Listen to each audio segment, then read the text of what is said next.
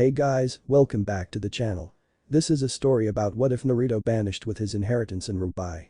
Before I start, please support for more amazing content and do consider subscribing to my channel and share this video with your friends. This is written by Haine Gray and link in description and support writer. Let's start the video. Chapter 1. Cutting Ties. Tsunade Senju and Kakashi Haddock were currently standing in one of the many bleak rooms of the Konoha hospital. Both of the two shinobi were staring at the bed that was located in the corner of the room, or rather the blonde boy that was lying in it, the sunlight that was streaming in from the window lighting up his face, that was set in a calm yet pained expression, as if he was having a nightmare, which was very likely the case considering the circumstances that brought this all about. It had been a few hours after the first and second medic teams had arrived with the members of the emergency response team tasked with Sasuke Uchiha's retrieval. While some of them had suffered minor to moderate injuries, others, namely Chimjai Akimichi and Niji Haikta, were in critical condition upon arrival and required urgent medical attention. Tsunade, along with Shizune and a team of medical nin, had worked tirelessly to ensure the survival of the two teens that were in critical condition. The medical encyclopedia of the Nara clan was a huge help in that regard, especially in the case of Chimjai Akimichi, as it described the effects and ingredients of the Akimichi clan's 3 colored pills that the boy had taken. Without the tome, Tsunade doubted that she would have been able to neutralize the poisons in the young Akimichi's body, even with her medical prowess. Soon after Tsunade had brought the boy back from death's door, Shizune appeared with a message that Niji Haikta's had also stabilized, thanks to her and the medic team, who had performed the Chikatsu Saisei no Jutsu, 1, to regenerate the part of his chest that was pierced by Kidmaru's arrow. The technique had a simple principle behind it, but was very difficult to perform. Basically, with the use of a medium, such as strands of hair, cells were converted to regenerate a missing section of the body.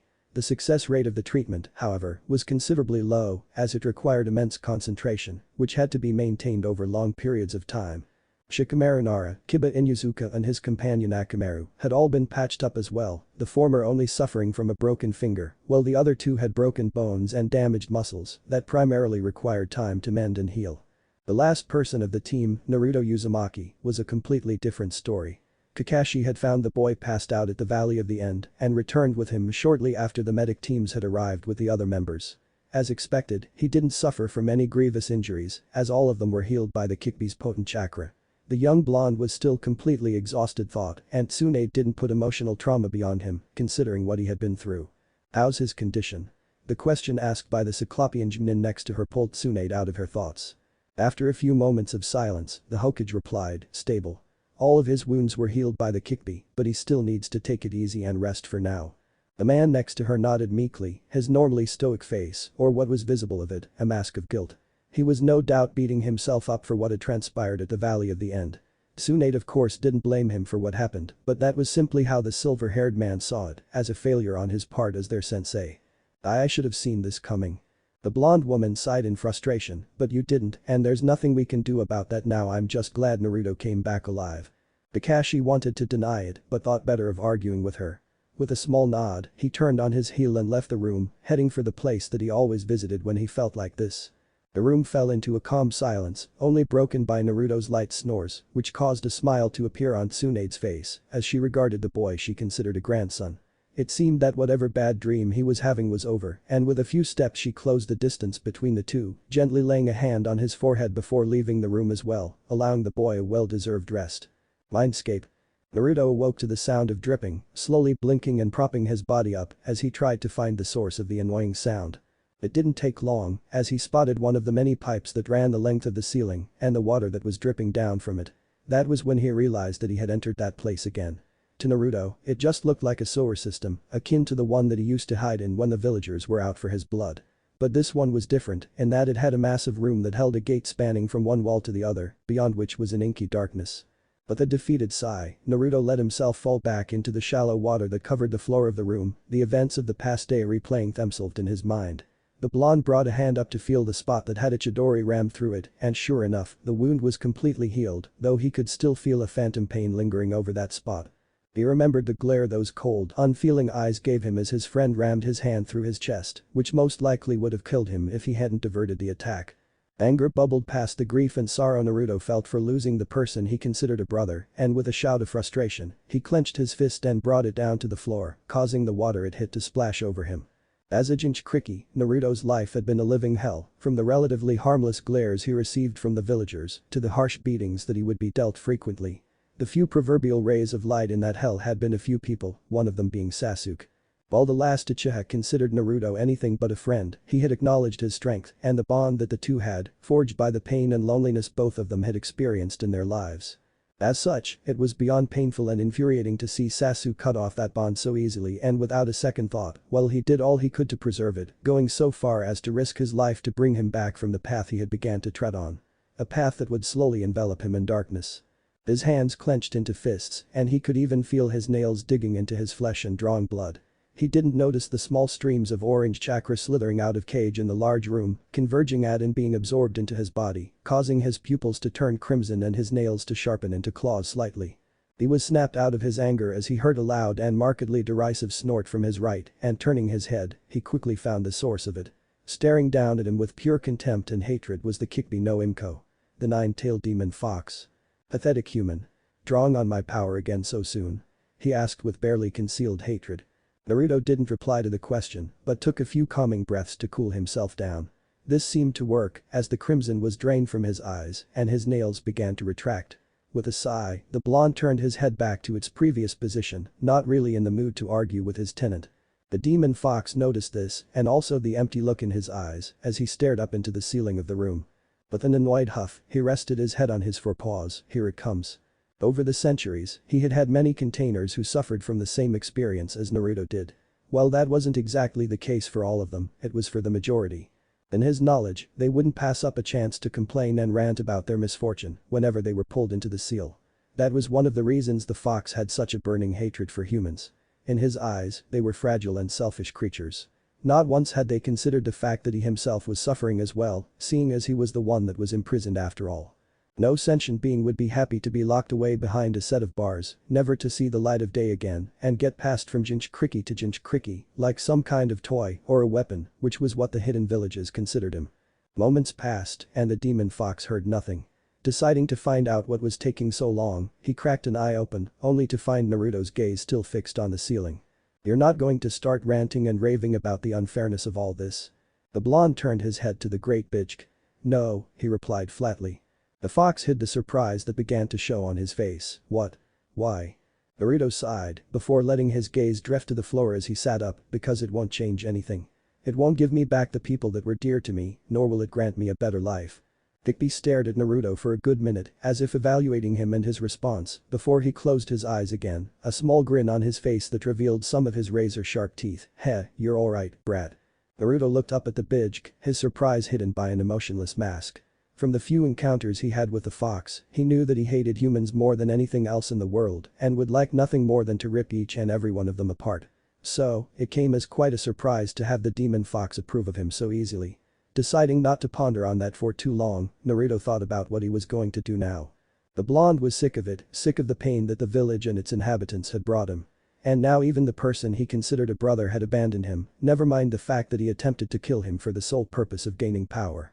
I take it you were unaway from the village then? Kikbi asked, his eyes open again and regarding him with curiosity. Naruto couldn't exactly place his finger on it, as it was gone as fast as it came. Wait, he said with a slight frown on his face, how do you know that? I read your mind, the fox stated as if it was the most obvious thing in the world. How? This earned him an irritated huff from the bitch, not very difficult, considering we are in your mind. The blonde slowly nodded, making a mental note to keep certain thoughts to himself while he was in the sewer that was his mind. Dismissing those thoughts, Naruto noticed a pair of large crimson eyes staring at him intently. I'm done with Konoha. It's not like they would care if I was gone, so that's exactly what I'll do. I'll get as far away from them and the elemental nations as I can, so I won't ever have to deal with them again. West. What? You should travel to the west, between the land of wind and the land of earth. There's a place beyond the vast lands that connect to the two. A place where no one will find you. Naruto frowned in thought. From what he could recall, the village hidden in the stones was located between the two, but he didn't know what was further west than that. But that was exactly what he wanted. A place where they would never find him, and a place that wasn't even depicted on the maps of the elemental countries, seemed like his best bet. The blonde was snapped out of his thoughts as Kikbi spoke again. And before you leave, create a reinforced shadow clone to stay behind. If the village finds out that you're gone, they'll immediately send retrieval teams after you. The fox snorted loudly, sending a gust of air at Naruto. After all, they wouldn't take too kindly to losing such a great part of their military strength. Naruto nodded and turned around to leave, but not before turning his head to look at the mighty Bijk again. "Hey, Kikbi, I didn't ever thank you for all the times you helped me, did I? And back at the Valley of the End." His response was a huff from the great demon fox. "Don't misunderstand me, brat. If you die, I die as well." Naruto stared at the fox for a moment before a small smile appeared on his lips and his body vanished from the mindscape. Naruto's apartment. Naruto had awoken in a hospital room after he had left his mindscape and was relieved to notice that night had fallen over Konoha. Heeding the advice of his tenant, he quickly created a shadow clone, giving it an ample amount of chakra for it to last a good few days, which in turn would grant him a nice head start. Currently, the young blonde was in the small apartment his late Jiji had arranged for him. With the advice of the demon fox, Naruto began to pack a bag with things that he would need during his escape. Kikbi had reprimanded him for trying to sneak a cup of instant ramen into the bag, with the reasoning that it had close to no nutrients, never mind the fact that microwaves were rather scarce in the wilderness. What he had right now were a few bottles of water, some rations and energy bars, soldier and plasma pills, and a compass. Other than that, he also packed his standard ninja equipment, such as kunai, ninja wire, a first aid kit and some scrolls in which he had sealed some more equipment so that he didn't have to carry another dozen kunai on his person, which would only result in slowing him down, and Naruto couldn't afford to waste time. He had thought about sealing everything into scrolls at first, but once again, the voice of reason that belonged to his tenants resounded in his mind, telling him that unsealing, consuming, and resealing things that he would need as frequently as food and water was pointless. Lastly, he had taken all the money he had saved up from the missions with Team 7, which was hidden underneath a loose floorboard. He threw the bag with its contents over his back before walking over to the window. He was about to open it and leave before a small glint caught his eye. The blonde turned to the nightstand that was next to his bed and looked at the framed picture that was placed on it, the moonlight that was flooding into his room reflecting off the glass. He turned around and crossed the room with a few steps, standing in front of the nightstand now. The blonde grabbed the framed picture and closely regarded the four people on it. It showed Kakashi, whose hair was gravity-defying as always, with his signature eye smile on his face as he ruffled Naruto's and Sasuke's hair. Said boys were looking away with annoyed looks on their faces, while their teammate and Sasuke's #1 fangirl was seemingly squealing in joy between the two. Naruto remembered looking at the picture whenever he felt down, mostly due to the treatment he would receive by the villagers, and it would always manage to cheer him up. Right now, however, there was no grin or even a slight smile on his face as he stared at the picture. His eyes were empty and his face was an emotionless mask as he slid the photo out of its frame and brought it up before ripping the portion that showed himself off from the rest of the photo. He slid the picture of himself back into the frame and placed it in his bag and let the other portion carelessly fall to the wooden floor. That was when he heard Kikbi's voice in his mind, "Kit." Naruto's eyes widened a slight bit before looking over to the window in his room. "Right, sorry."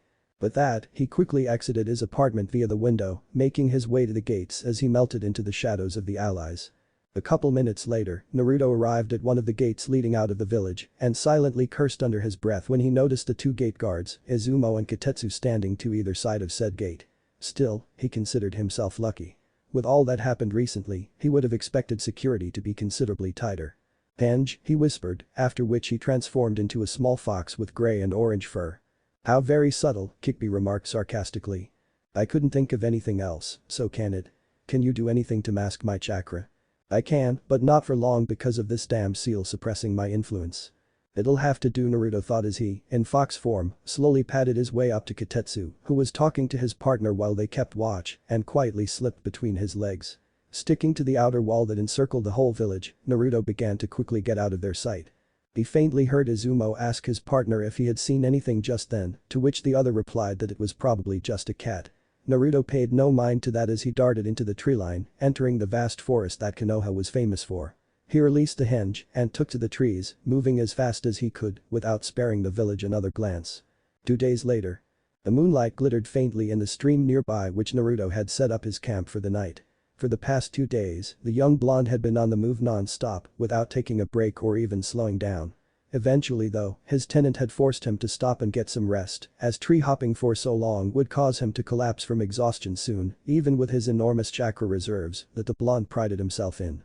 Naruto was against the idea of taking a break initially, but had to concede as he did slowly feel exhaustion catch up to him, and he didn't want to pass out now, as that would leave him an easy target for whatever was out for his blood. Which were a lot of things. So, here he was, grilling a fish he had caught over a small campfire, with several clones keeping watch for him at different positions around the camp. "Naruto, come into the mindscape," Kikbi's voice rang through his head as he stoked the fire. He tossed the small branch in his hand into the fire and took a meditative position, feeling a pull in the back of his mind. "Mindscape? What's up?" Naruto asked as he appeared before the gates behind which the giant fox was locked, currently resting his head on his forepaws. "We will be starting your training beginning tomorrow," the fox said, eyeing Naruto with his large crimson orbs. "Training?" Kikbi growled slightly, "Yes, training. Do you expect me to have a Jinchuriki as weak as you currently are? Your pitiful excuse of a ninja academy has taught you what toddlers can do, and you haven't even started with advanced trainings, such as nature transformation." Naruto thought about it for a moment. It was true, besides the Rasengan, the shadow clones and some other lower rank techniques, he didn't have much else in his arsenal. And if the few missions he had taken in his time in Konoha were anything to go by, life outside of the village's safety was anything but rainbows and fluffy kittens, so it would only make sense to prepare for the worst. "Alright, but how will you teach me? You can't leave the seal after all." Kikbi gave him an irritated look. "We can train in your mindscape, but you'll have to do the physical training on your own outside of the seal. I can only tell you what to do and point out any mistakes you make." Naruto nodded his head, it was a solid plan. And if nothing else, he would receive training from a Bijk, the Kikbi nonetheless, which caused a smirk to appear on his face. "Didn't think I'd live to see the day where the great Kikbi would decide to train a pathetic human," he mocked. The Bijk growled in response, which was gone as he gave him a malicious grin worthy of a demon fox. "It does get awfully boring here, and I could use some fun." The smirk was wiped off his face, and something told Naruto that what Kikbi considered fun would cause him excruciating amounts of pain, but he didn't get to voice his worries as the demon fox spoke again. "Now Began. You have to rest and I want to sleep." Naruto simply nodded as the fox closed his eyes and started snoring, though the blonde didn't know if he was really sleeping or just faking it. Nonetheless, his body vanished from the mindscape. Real world. As Naruto appeared back in the real world, he noticed that the fire was slowly dying out and he finally felt the exhaustion of running for nearly 2 days after recovering from a mortal wound and escaping a village catch up with him. He laid down on the bedding he had made from leaves and moss, sighing as the warmth of the glowing embers washed over him and relaxed his sore body. He felt himself slowly drift into a well-deserved sleep, but he couldn't help but smile. He had taken the first step to starting a new life, a life free of the remnants of his past. Chapter 2. Welcome to Remnant.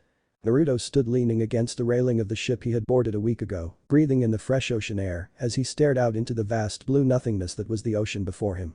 He brought a hand up to adjust his face mask, which still required some getting used to, much like the rest of his new outfit that he had gotten as per Kikbi's suggestion, which was more of a death threat than anything, should he not get rid of his old jumpsuit. Still, the blonde was glad he got the new outfit as it was much better than the obnoxious orange jumpsuit he used to wear, both in looks and functionality. It consisted of a pair of black, slightly baggy pants that were tied off at the shins and a tight black and long-sleeved shirt. Over the shirt he wore a form-fitting gray jacket with a large dark orange swirl on the back. On top of that, he had donned a dark hooded cloak that hid his face and most of his body from sight. The outfit was completed by a pair of combat boots, black gloves that lacked index and middle fingers, and a face mask that covered the lower half of his face. All in all, the outfit was more versatile, stealthy and durable than his old jumpsuit. Just what a shinobi needed. Naruto turned around and let his gaze sweep across the deck of the ship. After confirming that no one was there, he spoke, the slightly high-pitched tone his voice once held replaced by a considerably deeper one. "Kurama, you awake?" His response came in form of an irritated, low growl, followed by a deep rumbling voice. "I didn't tell you my name, so you could throw it around so casually, brat." While many would have soiled their clothing at the dangerous undertone of his voice, Naruto just shrugged it off, as if it was a daily occurrence between the two. "Relax, sensei, there's no one here." Annoyed grumbling could be heard in his mind before the Bijk spoke. "Whatever. What do you want?"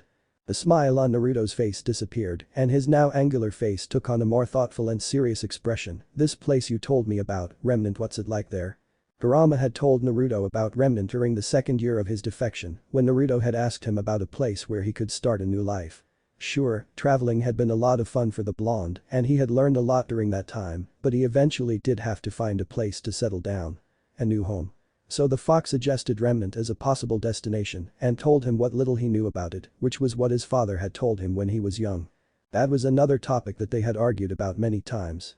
While the two had gotten much closer during the past 3 years and now shared a student-master relationship, the fox was still reluctant to talk to him about certain things, only giving him small bits of information on the subject before ultimately dismissing him. One of these things was the demon's father, which he had only mentioned a handful of times throughout their traveling. Naruto's reminiscing was cut short as the fox replied, "I've already told you everything I know about it." According to the old man, it was a completely different world, separated from the elemental nations and technologically far more advanced than them. He told us that he was only there once or twice during his life, so even his knowledge about it must have been far from extensive. The blonde nodded as he went over the small bits of information again. It wasn't exactly the most informative description, and far more advanced was rather vague as well, but that was hardly Kurama's fault.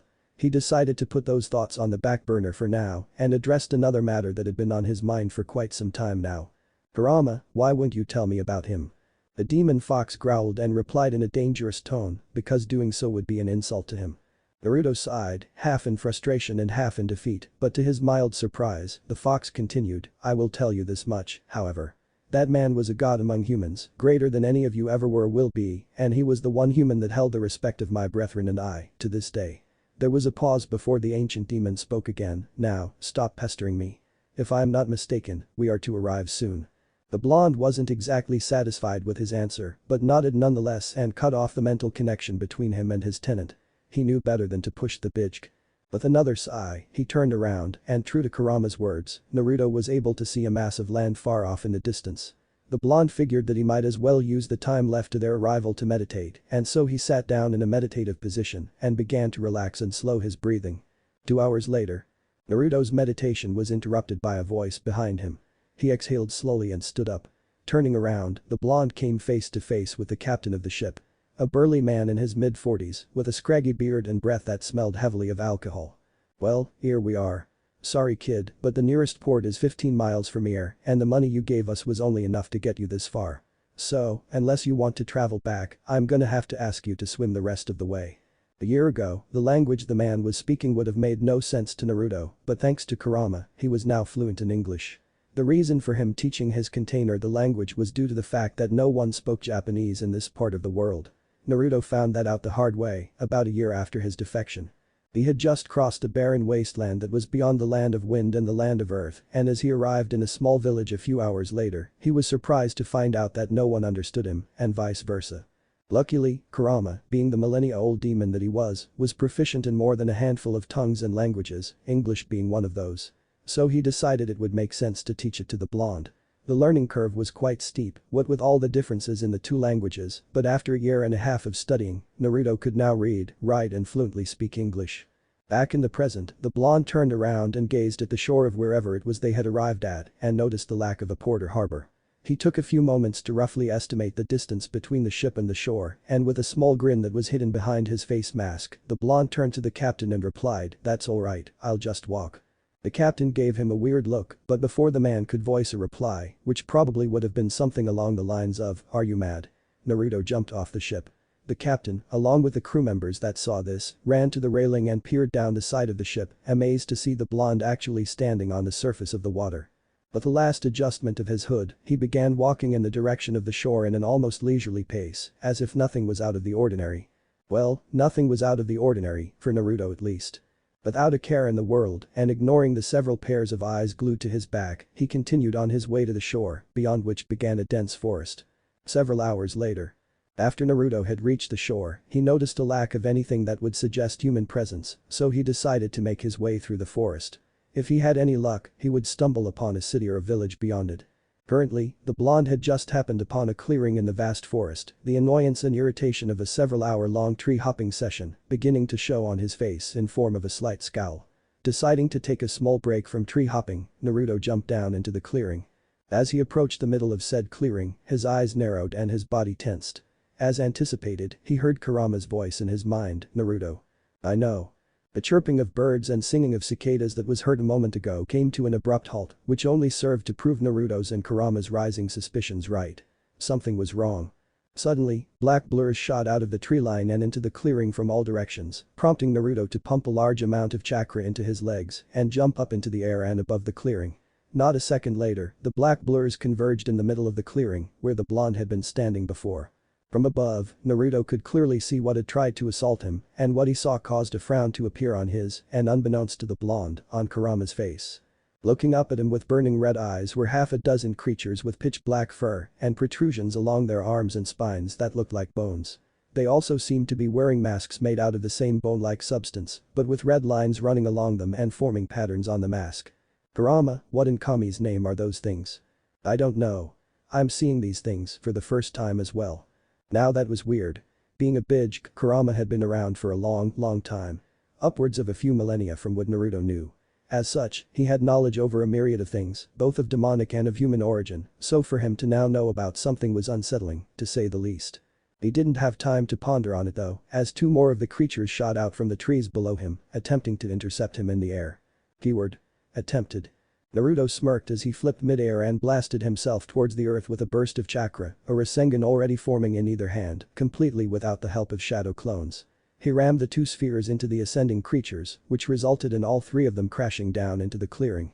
The rest of the strange beings watched as the three impacted with the ground, causing a small explosion that kicked up a cloud of dust and debris. As said cloud began to settle, the creatures could see the small crater that the blonde's attack had formed. The two others that were stupid enough to attack him were now lifeless bodies with a large gaping hole in both of their corpses.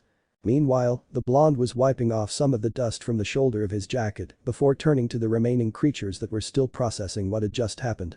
Raising a hand, he made a beckoning motion that seemed to snap the things out of their daze as they began rushing at him.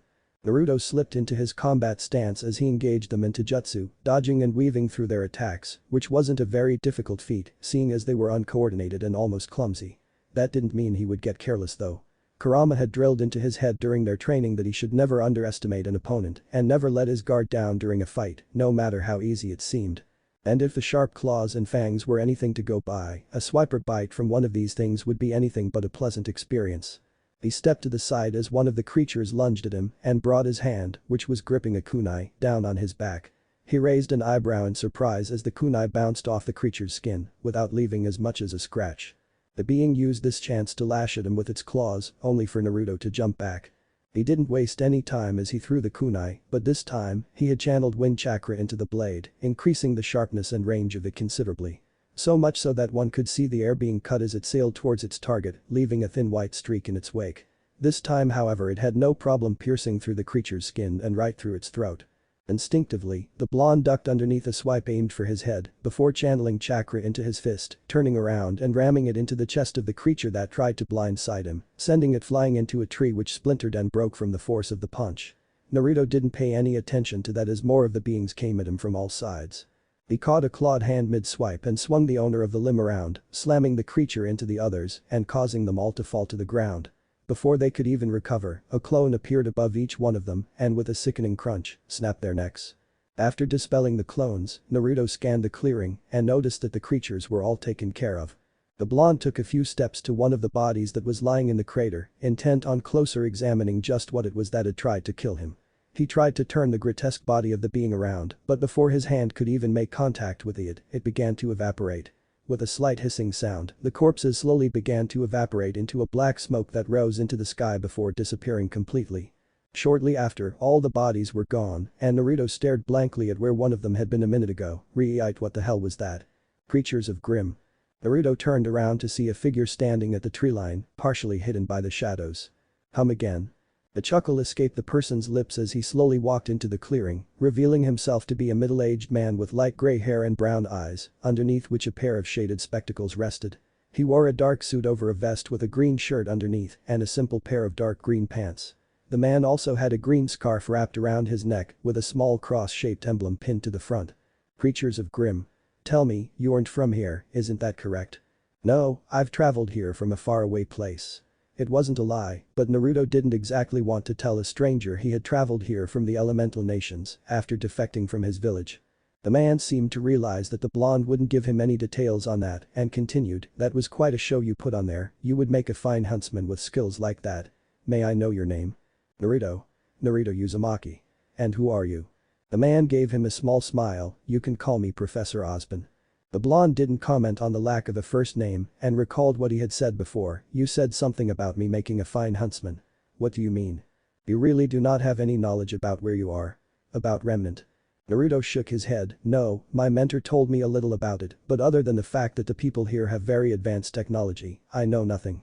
Seeing as this man obviously knew something about this world, Naruto decided to use the situation to his advantage. Actually, I was looking for someone that could tell me about this place. Naruto had a lot of questions after fighting those creatures, and he had a feeling he would have a lot more by the end of the day. I'd be happy to answer all your questions, though we would do well to discuss these matters where we won't get interrupted. The professor let his gaze drift across the clearing, and Naruto knew what he meant.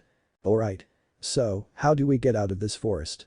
The man smirked slightly before pulling out a small device which he then proceeded to pull apart, revealing a screen between the two halves. A few taps on said screen later, he began to speak, seemingly to no one. Jaden, if you will. Naruto simply raised an eyebrow, the second one following shortly after as a huge metal thing descended from the sky and landed in the clearing. The blonde stared in wonder at the construct for a few moments. Was this the advanced technology Kurama had told him about? The professor turned to him with a small smirk on his face as a section on the side of the aircraft retracted and shifted to the side, revealing a hollow space which probably served to transport things or people in this case. Shall we? He said as he entered the aircraft, looking at Naruto with mild amusement. This person obviously knows a lot about this place, you should go with him. Yeah, I figured as much, Naruto replied internally, before nodding and entering the aircraft, which then began to lift up into the air. It was a weird feeling for Naruto, which Ozpin seemed to notice as he gestured to one of the seats behind the blonde. Several hours later. And that is why we continue to educate huntsmen and huntresses to this day, hopefully for generations to come. I see.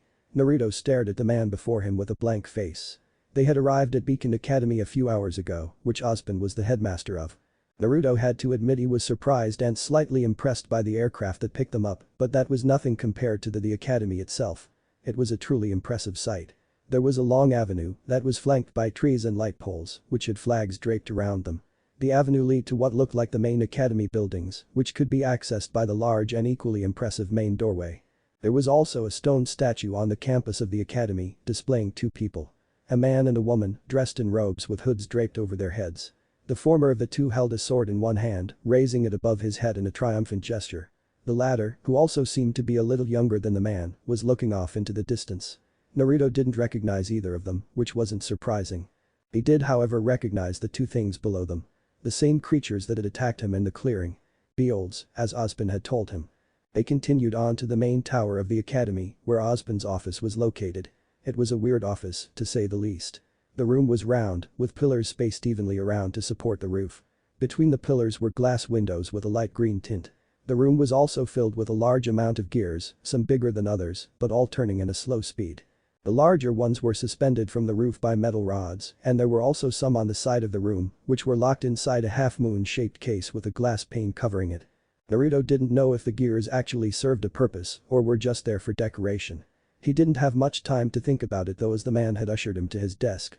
Once both of them were seated and Naruto had removed his mask and hood, the man told him that he would answer any question the blonde had as long as it was in his capacity to do so. Naruto didn't have any questions, per se, as he knew absolutely nothing about this place, so he just requested a brief summary of anything that the professor deemed important, which was a lot as Naruto soon found out. But even though it was a lot of information to take in and process, it was only the most important things and subjects that the professor told him about. Important events in the world's history, which also included the technology and its evolution. Dust, hunters and the creatures of Grimm were also among the more prominent subjects they had discussed. All in all, Naruto and Kurama had quickly found out that, while there were certain similarities, Remnant was absolutely nothing like the elemental nations. Combat in this world was more weapon-oriented, and from what the professor had told him, the weapons here were nothing like those in the elemental nations. They often had many forms and could freely shift between them. These forms enabled them to operate in both close combat and in long range if the need would arise. These weapons were mostly exclusive to hunters though, as the police had standard-issue weaponry. The weapons could also be augmented with dust, which was a source of energy in this world and apparently instrumental in fighting the Grimm, an age-old menace that sought nothing more than to destroy mankind. Outside of combat, dust had many other uses. It could be used as a source of energy, forged into weapons and weaved into clothing, and it could even be fused into one's body, though that was a more archaic tradition, as Ozpin had told him. However, Naruto wasn't the only one who had questions, which was understandable as the professor probably didn't know many people outside of Remnant, given his surprise at even seeing a single person from outside of this world. Naruto of course didn't go into too much detail about most things, such as Konoha or the fact that he had a demon fox sealed inside of him. Currently, he had just finished telling him a little about the elemental nations and about his 3-year-long travel. I see. If you don't mind me asking a little more, what, or rather how did you do whatever it was that you did back in the clearing? It didn't take a genius to realize that he was talking about the Rasengan and the shadow clones he had used during his fight with the Grimm. It's complicated. What do you know about chakra? Osban's face took on a slightly confused expression. Chakra? Dear Kami in heaven, both Naruto and his tenant chorused in the former's mind. Osban chuckled as Naruto stared at him with deadpan expression, judging by the look on your face, chakra must be a common term where you are from. Naruto regained his composure and nodded, to put it simply, chakra is energy. Most living beings produce it to an extent and require it to live. Animals, humans, even nature itself produces a type of chakra. It's a combination of one's physical energy, which is drawn from every cell in the body, and spiritual energy, which is drawn from the mind. Together, these two energies create chakra. Interesting. And I'd assume you need chakra for what you had performed in the clearing earlier? Yes. Once the chakra is molded, it can be channeled into the chakra pathway system to any of the tenketsu, which are pressure points through which the chakra can be expelled. Think of it like this. The chakra pathway systems is to chakra as the circulatory system is to blood. Osban nodded and waited for Naruto to continue. Simply expelling chakra through those nodes is not enough though, as it has to be manipulated beforehand, the most common method to do so being through hand seals. Once that is complete, it can be expelled through the tenketsu to use techniques like the ones you saw me perform. But that is just a very basic example. There are other things that factor into that, such as different chakra natures, genetics, simple talent, and chakra control, which can be honed by years of training, studying and meditation. Inside the mindscape, Kurama couldn't help but nod in approval, a smirk appearing on his face as he observed and listened from within Naruto's mind. The boy had come a long way during the last 3 years. He had grown knowledgeable, strong and mature. He wouldn't rush headfirst into a battle, and his cheerful, loudmouth behavior was replaced by a more calmer and reserved one, but that was more due to what the boy had been through in his childhood and the treatment he had received as a Jinchuriki.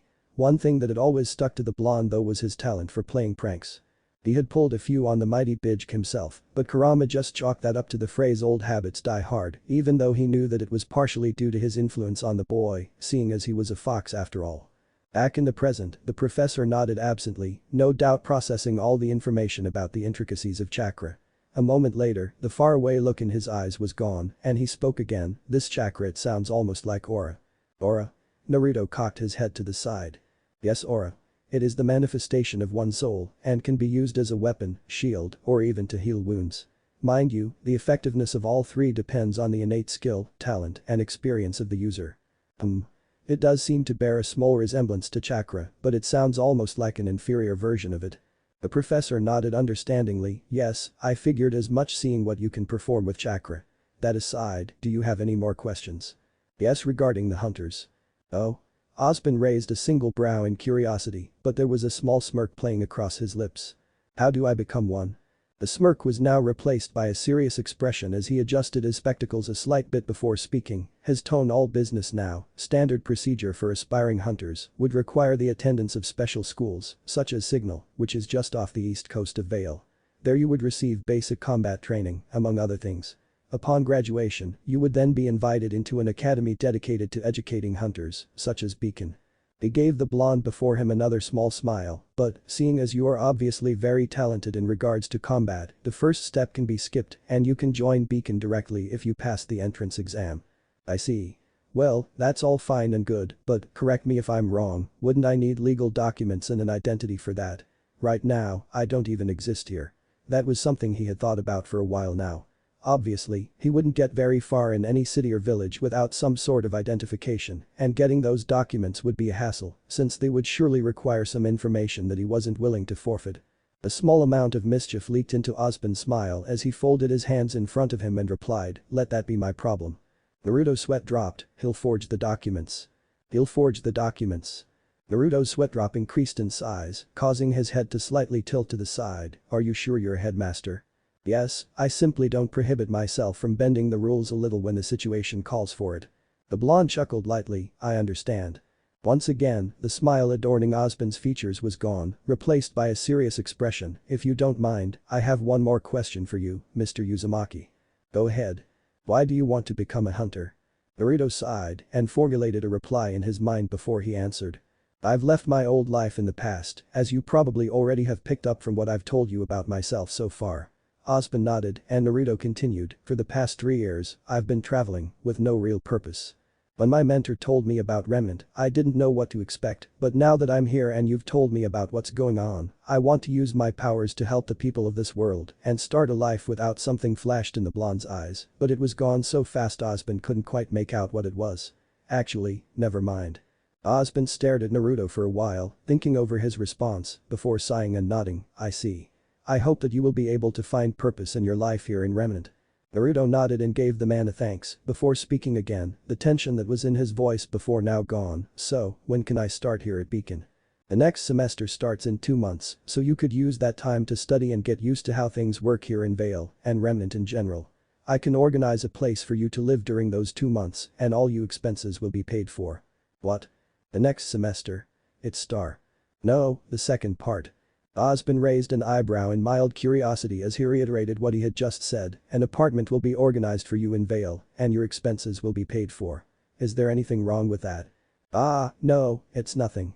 Truth was, the notion of someone doing something for him without asking for anything in return was completely alien to Naruto. Scratch that, someone doing anything for him was a weird feeling. Sure, he did meet people during his travels who obviously didn't hold anything against him, but since he didn't stay in one place for too long, the only company he really had was Kurama.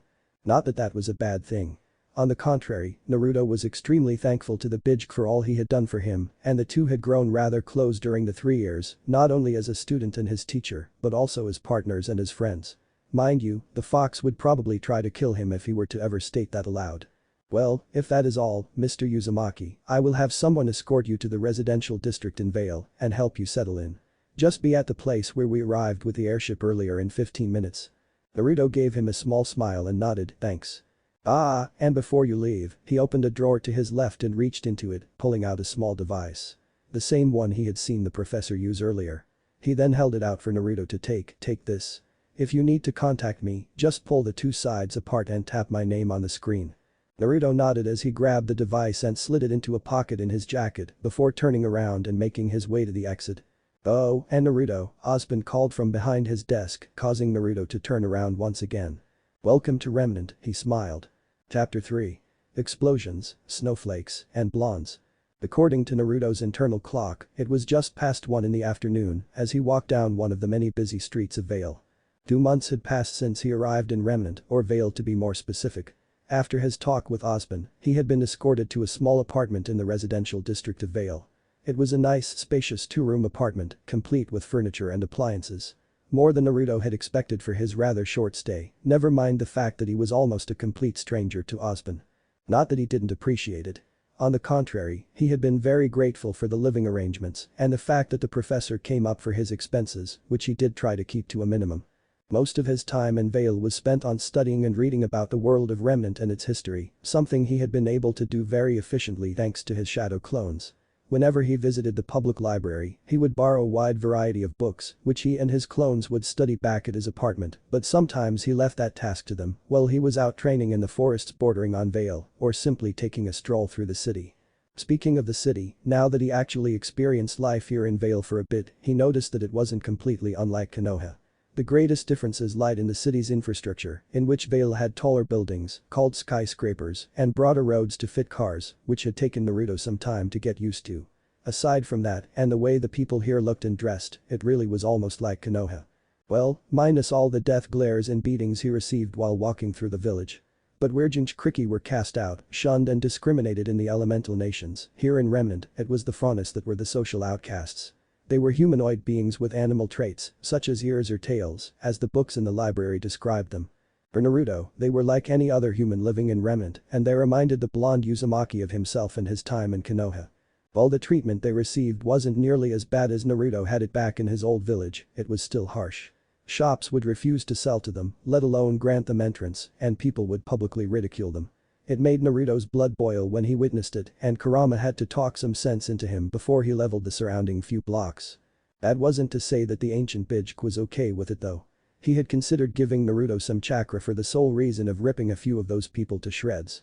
Now, Kurama wasn't described as a being of pure hatred for nothing, which was due to many centuries of being sought after as a weapon, but his time with Naruto had at least lessened his hatred against humanity, so even he felt somewhat inclined to help the faunus.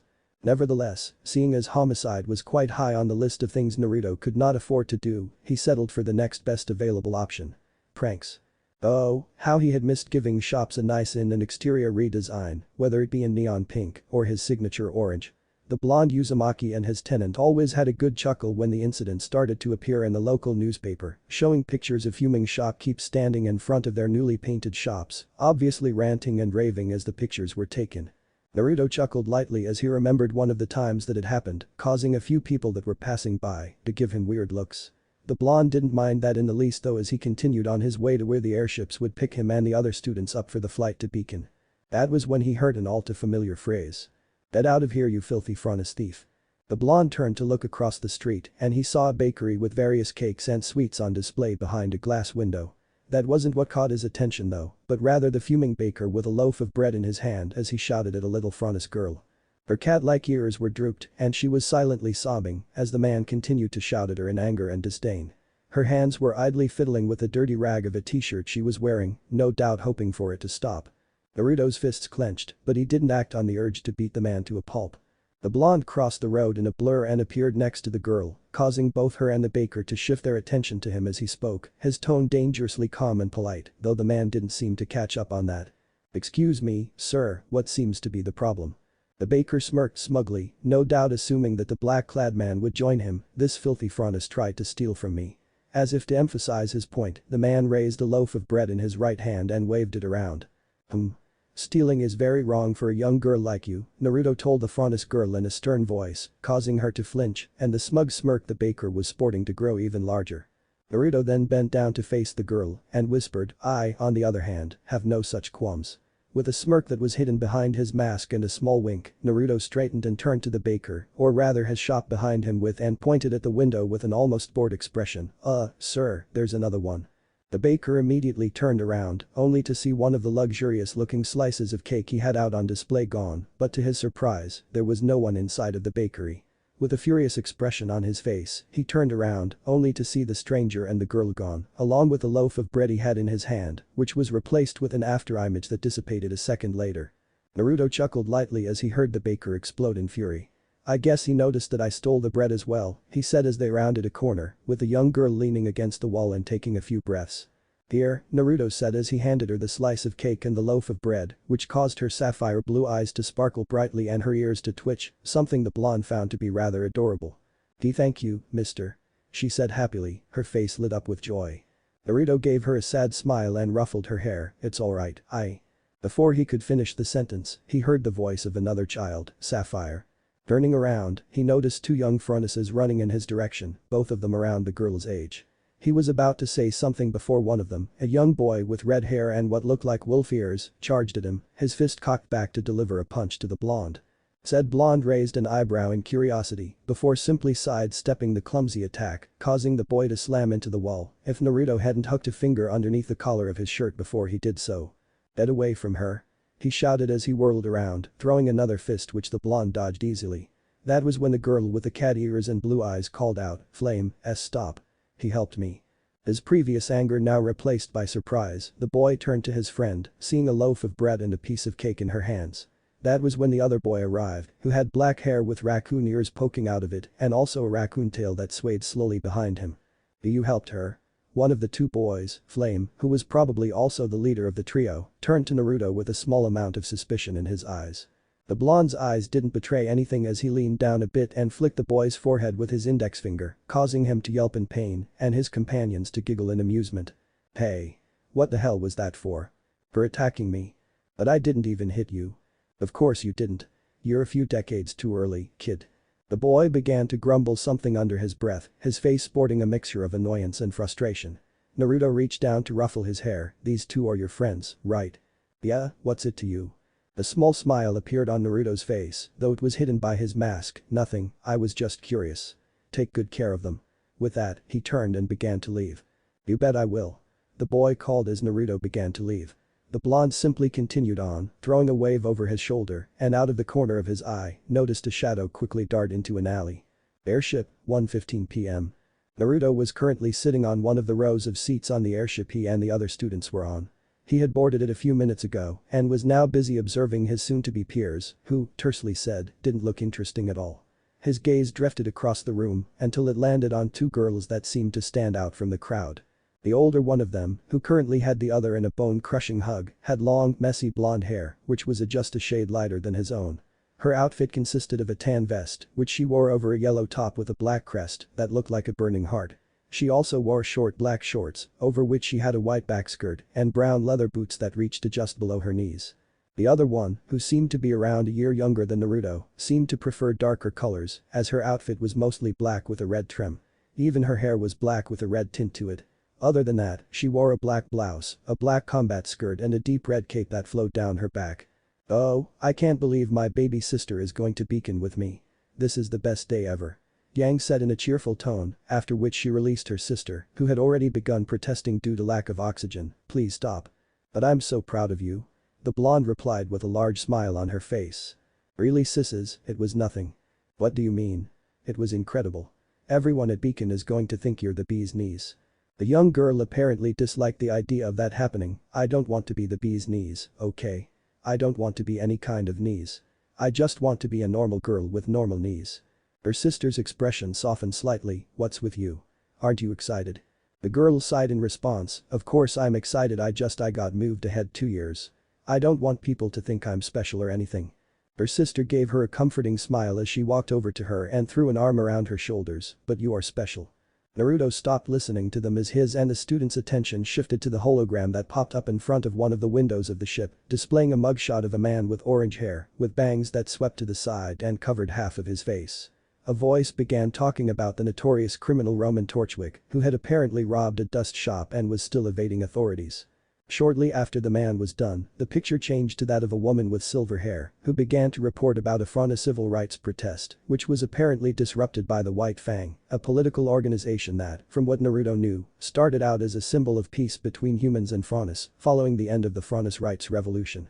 But as of the change of leadership some 5 odd years ago, they resorted to more and more violent methods to achieve equality between themselves and humans. Naruto personally found that approach pointless. If anything, it would only sow more seeds of hatred between the two races, which already seemed to be the case. He did however understand them to an extent. Kami only knew what he would have done if he had stayed in Konoha. His musings were cut short as the picture again flashed out of existence and was replaced with the hologram of a middle-aged woman with light blonde hair who proceeded to address the students on board of the ship. "Hello, and welcome to Beacon," she greeted in a pleasant voice.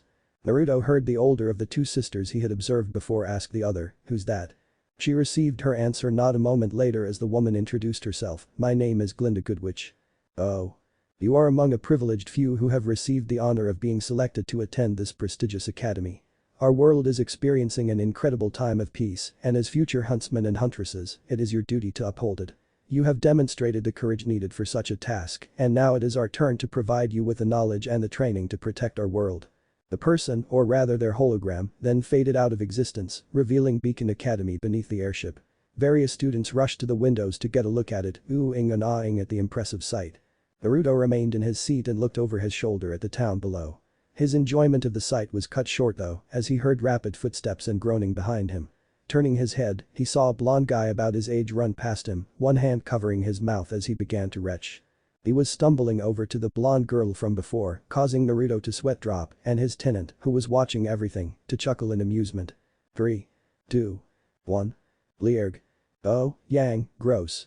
You have puke on your shoe." Naruto's sweat drop increased in size as the blonde girl, whose name was now revealed to be Yang, began freaking out, which in turn caused Kurama to laugh his ass off. "Gross, gross, gross, gross, gross. Ed, get away. Get away from me. Get away from me. Get away from me. Get away from me. Seems like we're off to a wonderful start." The bitch chortled in Naruto's mind, causing the latter to roll his eyes. Oh, joy. A few moments later, the blonde felt the ship dock to the platform of Beacon. He stood up from where he was sitting and made his way to the exit of the ship, and once again the guy who obviously suffered from motion sickness ran past him, throwing up his lunch into a trash can. He doesn't do too well with airships, Naruto thought with a shrug. "What tipped you off?" Deciding to ignore his tenant's sarcasm, the blonde Uzumaki continued to make his way to the main buildings of the academy and noticed the young girl from earlier standing on the way there with another girl who had snow-white hair which was pulled back into an off-center ponytail. She was currently in the process of ranting at the younger girl with the red hair, and judging by all the luggage lying around on the pavement, it was probably due to her tripping over it. "Go help her out," the bitch called but commanded, pulling Naruto's attention off the two. Why? Because you're a social trainwreck. Might as well try to make some friends here. 3 years ago, Kurama probably wouldn't have given a damn about his container's life, but ever since the blonde had managed to befriend him, the bitch did take his life and well-being into consideration to an extent. Can't argue with that. With that, the blonde made his way to the two and noticed that the girl with the white hair was currently shaking a vial of dust in the other girl's face, causing the blonde to sigh. She really shouldn't sha. He didn't get to finish the sentence in his mind as the red-haired girl sneezed because of all the dust in her face, causing a small explosion of fire, ice and lightning, which covered both of the two in soot. Unbelievable. This is exactly the kind of thing I was talking about.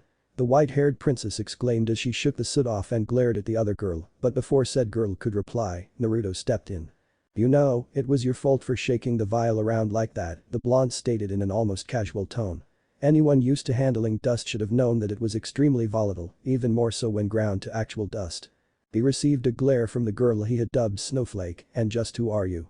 The blonde smirked, though it was hidden behind his face mask, asked a little more politely, and I just might tell you, princess. It's Eris, actually. The trio turned to the source of the voice, which was an undoubtedly beautiful girl with long, wavy black hair flowing down her back as she sauntered towards them, her burning amber eyes observing them calmly. Why Schnee, heiress to the Schnee Dust Company. One of the largest producers of energy propellant in the world. This seemed to please Snowflake as she smirked smugly, finally. Some recognition. That same smirk was wiped off her face though as the black-haired girl continued, her tone and the look on her face, indicating that she obviously didn't give a damn about Weiss being the heiress of the Schnee Dust Company. The same company infamous for its controversial labor forces and questionable business partners. Naruto chuckled and the girl with the red hair giggled as Weiss began to stutter, obviously flustered by the girl's statement, "Wah, how dare you, the nerve of ugh." With that, Snowflake stormed off, various servants gathering her luggage and following behind her. "I promise I'll make this up to you." The young girl called after her, to which she received no response. She sighed. I guess I'm not the only one having a rough first day, so what's looking up? She noticed the girl with the black hair walking away. Luckily for her, the black-clad man was still there, so her first day wasn't completely ruined. Naruto decided to introduce himself properly now that Snowflake was gone and removed his face mask and hood, holding out his hand for the young girl to take. "I'm Naruto," he said with a smile. "Ruby," she replied with a small smile of her own and a faint blush as she saw his rather handsome features. "So, what was the deal with Snowflake?" Ruby gave him a sheepish grin. "Well, I kinda tripped over her luggage, and then she..." Before she could continue, they were interrupted by another voice. Hey, do you guys know where we have to go?" Naruto turned his head to the source of the voice, which was a person both he and Ruby recognized all too well. He had blonde hair, not unlike his own, but while Naruto's reached down to his shoulder blades, his was rather short, reaching just below his ears. His outfit consisted of a white chest plate and shoulder armor, under which he wore a black hoodie with orange sleeves. He also wore simple blue pants with a white patch over the left knee and 2 belts of different shades of brown crisscrossing over his waist, to which a few pouches were attached. Naruto smirked in amusement. "Aren't you the guy that hurled on the ship?" Ruby snorted at that, and the blonde guy began to explain what happened earlier, you know, motion sick. Naruto waved him off. "Yeah, it's a common problem, I know. Anyway, we should get to the amphitheater if we don't want to miss Osbin's initiation speech." The two agreed with him, and so the trio began to make their way to the hall where Osbin would hold a speech for all the new students, with Naruto leading as he doubted the two of them had any idea as to where they were supposed to go. "What did you say was your name again?" Naruto asked his fellow blonde as they walked down the stone-paved path. The latter cleared his throat before replying in what he probably thought was a smooth tone, "John Arc. Short, sweet, rolls off the tongue, ladies love it." The blonde had a hard time believing that, and so did Ruby apparently as she replied with a small amount of skepticism, "Do they? They will. Well, I hope they will. My mom always says that never mind." Naruto chuckled, "I'm sure they'll love it, Casanova." Ruby giggled slightly before deciding to change the topic, "So what weapons do you two use?" "I've got this thing." With that, she pulled out her weapon from behind her, which proceeded to unfold into a large scythe, easily dwarfing her in terms of size. "Whoa. Is that a scythe?" John jumped back as Ruby embedded the tip of it into the stone pavement, apparently intimidated by the large scythe. "It's also a customizable, high-impact sniper rifle," she said, cocking the weapon with a smile. John didn't seem to quite follow. "Wow. Impressive," Naruto stated as his gaze traveled up and down the weapon. It was his first time seeing a weapon from Remnant, and if what he had read about them in various books was anything to go by, one of the most dangerous types as well. He didn't know how well Ruby could handle it, considering its size, but he assumed that she could do so well enough. "Thanks, I designed it myself," Ruby replied, quite enjoying the attention her baby was receiving. "Wait, you made that?" The blonde-haired teen asked incredulously, and even Naruto had to admit that he was surprised and rather impressed by that. "Guess I know who to ask for advice when I start working on it," he thought. His thoughts were interrupted as Ruby asked, "What do you two have?" John unsheathed a sword from the scabbard attached to his hip. "Oh. I got this sword." "Ooh," Ruby exclaimed, while Naruto examined the blade more closely. From what he could tell, it wasn't like the kind of weapon Ruby had, but rather a simple sword. Then again, even the simplest of weapons could be deadly in the hands of a master, though Naruto did have his doubts about that being the case in this situation. His musings were interrupted as John spoke again. "Yeah, and I've got a shield, too." He removed the scabbard from the belts around his hip and raised it up as it began to expand into a white shield with gold trimming and 2 arcs on the front of it in the same color.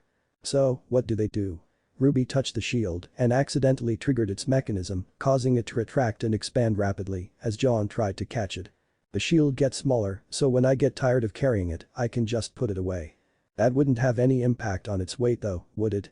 the blonde asked, an eyebrow raised in amusement at John's flawed logic. His fellow blonde sighed dejectedly. "Oh no." The blonde Uzumaki continued, "It seems like a good sword though.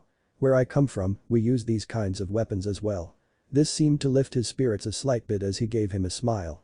"Where do you come from?" Ruby asked, her head tilted slightly to the side. Naruto gave her a smirk. "That's a secret." The young girl pouted slightly at that, but let it go after a few moments. "Anyway, what weapon do you use?" The blonde Uzumaki shrugged. "None, or at least not yet." Both Ruby and John looked at him as if he had grown a second head, and the latter asked, You don't? How do you fight?" "With my fists," the blonde replied flatly, raising his hands as if to emphasize his point. Before either of them could argue about how a human could fight a Grimm with just their fists, Naruto spoke again. "Anyway, we should hurry up if we don't want to miss the speech." A few minutes later, the trio arrived at the amphitheater, where a large amount of students were already gathered, including the blonde girl from earlier that Naruto had seen. Said girl began to wave at them, or rather at her sister Ruby as they entered. "Ruby, over here. I saved you a spot." "Oh. That's my sister Yang, let's go join her." Naruto didn't see any harm in that, so he followed the girl through the crowd, with John in front of him. Yang gave her sister a smile as she joined her. "So, how's your first day going, little sister?" Ruby gave her a half-hearted glare. "Just perfect, after you ditched me. Anyway, guys, meet my sister Yang. Yang, this is John, and that's Naruto." The blonde girl began to giggle as she saw John. "Aren't you vomit boy?" John, who was just about to introduce himself, let his head hang and stepped aside along with his damaged pride. Naruto shrugged at that and extended a hand. "Nice to meet you." The blonde Uzumaki trailed off as he noticed the woman giving him, and by extension, his body an almost hungry look, her lilac eyes roaming over his cloaked form. "Why, hello there, handsome," she gave him a wink before leaning down and throwing an arm around her sister. "Where did you find this hot eye?" she whispered, still staring at the person she was talking about. Naruto, of course, had heard that, and his instincts were currently screaming at him to hightail it in the opposite direction. The blonde wasn't one to ignore them, but opted to turn to his tenant for help first, as running away would be rather rude. "Kurama, some help, please." The mighty Bidge suppressed a snicker. "What with?" The blonde Uzumaki was getting a little freaked out as Yang was still staring at him. "I don't even know." This earned him a chuckle from Kurama. The Bidge honestly wasn't surprised by the fact that his container was completely clueless when it came to women, as his only interaction with members of the opposite sex was getting his lights knocked out by that pink-haired banshee.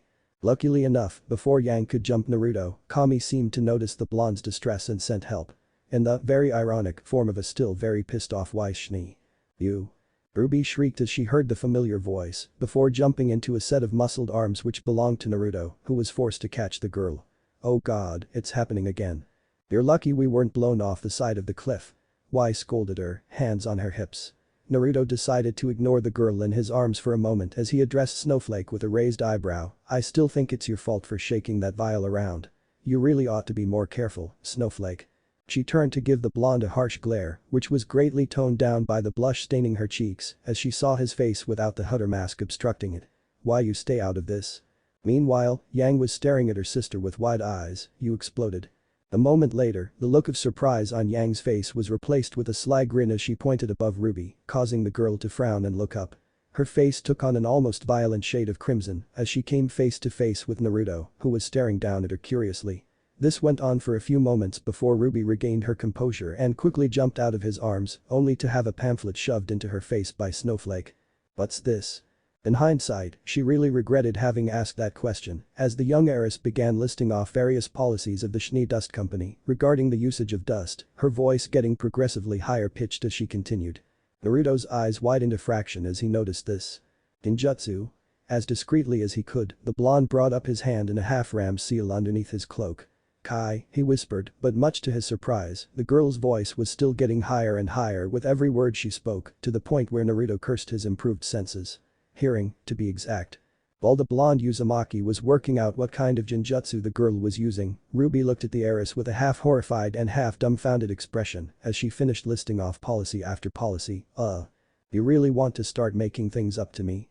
Ruby smiled nervously. "Absolutely." Weiss handed her the pamphlet. "Read this and don't ever speak to me again," she quipped. That was when Yang decided to step in. "Look, it sounds like you two just got off on the wrong foot. Why don't you start over and try to be friends, okay?" Ruby put the pamphlet away and nodded, a smile on her face. "Yeah. Great idea, sis." With that, she held out her hand for the heiress to take. "Hello Weiss, I'm Ruby. Wanna hang out? We can go shopping for school supplies." Weiss replied in a mock-excited voice, "Yeah. And we can paint our nails and try on clothes and talk about cute boys, like tall, blonde, and scraggly over there." She pointed to John, who perked up slightly at the mention. Ruby, who apparently didn't do well with sarcasm, asked in surprise, "Wow, really?" The whole room seemingly fell silent as Weiss glared at the girl for a few moments before answering, "No." Soon enough, their attention was pulled to the stage on which Professor Osborne and his assistant, Glinda Goodwitch, were standing. The former adjusted his spectacles before speaking. "I'll keep this brief. You have traveled here today in search of knowledge, to hone your craft and acquire new skills, and when you have finished, you plan to dedicate your life to the protection of the people. But I look amongst you, and all I see is wasted energy, in need of purpose and direction. You assume knowledge will free you of this, but your time at this school will prove that knowledge can only carry you so far. It is up to you to take the first step." With that rather vague and mysterious speech, the professor left the podium, leaving the students to whisper among themselves. The whispering came to a halt as Professor Goodwitch's voice now rang through the hall. "You will gather in the ballroom tonight. Tomorrow, your initiation begins. Be ready. You are dismissed." With that, she, too, left the podium, and the crowd of students began to disperse. Beacon Academy Ballroom, 10:32 p.m. Night had fallen over Vale, and the first-year students of Beacon Academy were currently in the ballroom, where they would spend the night before the initiation the next day. Among them, of course, was Naruto, who was sitting by himself at one of the far walls of the room, leaning against it as he absently let his gaze drift across the room. "What do you think of all this?" he asked his inner demon. "We've been here for barely a day. Other than the fact that the people here are rather amusing, they're all still children. Though that is somewhat understandable, seeing as they're lived in a time of peace. Yes, there were the Grimm, but the citizens of the four kingdoms of Remnant were relatively safe due to the fact that there were borders keeping the creatures out, and the few that did manage to pass through those borders would be quickly disposed of by the military and the hunters. Aren't I a child as well though?" the blonde Uzumaki asked with just a hint of amusement. "You know what I meant, brat. You might still be a child, but you were forced to grow up." "I suppose that's true. And for your sake, I hope that they will grow up quickly as well," the Bijj stated in a serious tone. "You remember what that man told you about the teams, do you not?" Naruto nodded. During his time in Vale, he had had many chats with the professor and by extension, his assistant, Glinda Goodwitch. In one of them, the man had revealed to him that the initiation wasn't just a test they had to pass, but also served to form teams, which normally consisted of 4 members. He also said that, once made, these teams could not be changed unless extreme circumstances, like death or expulsion from the academy, would occur. The fact that the teams remained the same during the 4 years at Beacon also meant that missions would be taken in that team at some point. The concept wasn't unlike the one behind the 4-man cells in Konoha, but the key differences were the positions. While one would have a team of 3 genin and 1 genin in Konoha, the teams at Beacon would be comprised of 4 rookies, with one of them as the captain of it. Not the most effective build for a team, as the captain would lack experience that one had from being in the field, but Naruto chalked that up to the fact that they only had to fight Grimm here, while in the elemental nations, villages more often than not warred amongst themselves, whether it be due to assassination attempts on important figures in the village, or simply because of power struggles between the villages. Naruto was shaken out of his thoughts by his tenant. What do you make of this? The blonde sighed, gathering his thoughts before replying, it's weird, to say the least. How so? This is the first time I'm actually with people since I've left Konoha, he thought. Of course, he had met people during his travels, but he was almost constantly on the move. I guess it's just kind of weird walking into a crowded place, talking with people and not being glared or cursed at. Kurama chuckled, this is your life now, I suggest you get used to it. Naruto's lips turned up in a small smile as he saw Ruby and her sister Yang talking about something, after which the former threw pillow into her sister's face. I guess so. That aside, anything you want me to train, sensei? There was silence for a moment as Kurama thought about it. After another few moments, the Bijk replied, no. I don't think you could leave this place right now to go train in that accursed forest, and training anything here is obviously out of the question, unless you wish to level the academy. Right, guess I'll just read then. With that, he cut the mental connection with his tenant and fished out a small book from his bag, the title of which read simply Fairy Tales, written in bold golden letters on the cover of the book. He let his gaze drift across the room once again, looking for a suitable place to read, until it landed on the girl from earlier, who had managed to throw off Snowflake with barely 2 sentences. She was dressed in plain, black yukata with gray and white trimmings, and reading a book next to a few lit candles. The blonde Uzumaki stood up and made his way to her. As he approached her, he noticed the black-haired girl look up from her book, a small amount of annoyance on her face, as she looked at the person distracting her from her book, which Naruto understood. He also disliked being interrupted when studying or simply reading. Hey, do you mind if I read here? She looked at him for a few seconds, then to the book in his hand, before nodding and returning to her own book. Go ahead. Thanks. With that, Naruto sat down a few feet away from her so as to not invade her personal space. After he got comfortable, he opened the book and flipped a few pages before he reached the one where he had left off. It was the tale of Little Red Riding Hood, and he had to admit that, from what he had read so far, it was a rather weird story. A girl with a red cloak, out alone in the forest to deliver food to her grandmother, while a wolf tried to eat her, along with said food. But then, the elemental nations had quite a few weird fairy tales as well. He dismissed those thoughts as he began to read, sharing a pleasant silence with the girl next to him. That was until she spoke a few minutes later, looking over to the book in his hands. Aren't you a little too old for fairy tales? Naruto looked up from his book and gave her a smirk. Aren't you a little too young for smut? The girl had the decency to blush as she followed his gaze to her open bag, from which ninjas of love was peeking out. She quickly pushed the book back in, causing Naruto to chuckle in amusement before actually answering her question. I'm not from here, so I've never read them before. I see, she replied, her gaze still averted and her cheeks still tinged pink. What are you reading? The blonde asked her, eyeing the book in her hands as well. She answered a moment later after regaining her lost composure. It's a story about a man with 2 souls, each fighting for control over his body. Naruto had to suppress a chuckle at that as he thought about how it resembled the situation he and his tenant had been in a few years prior. Well, it wasn't exactly him trying to take over his body, he did in a sense try to take him over with his hatred and chakra to break free from his body. The black-haired girl seemed to notice the look of slight amusement on his whiskered face, to which she raised an eyebrow. Is anything funny? The blonde apologized. No, sorry. It's just that your book reminds me of a certain situation. She didn't quite follow him, but nodded anyway.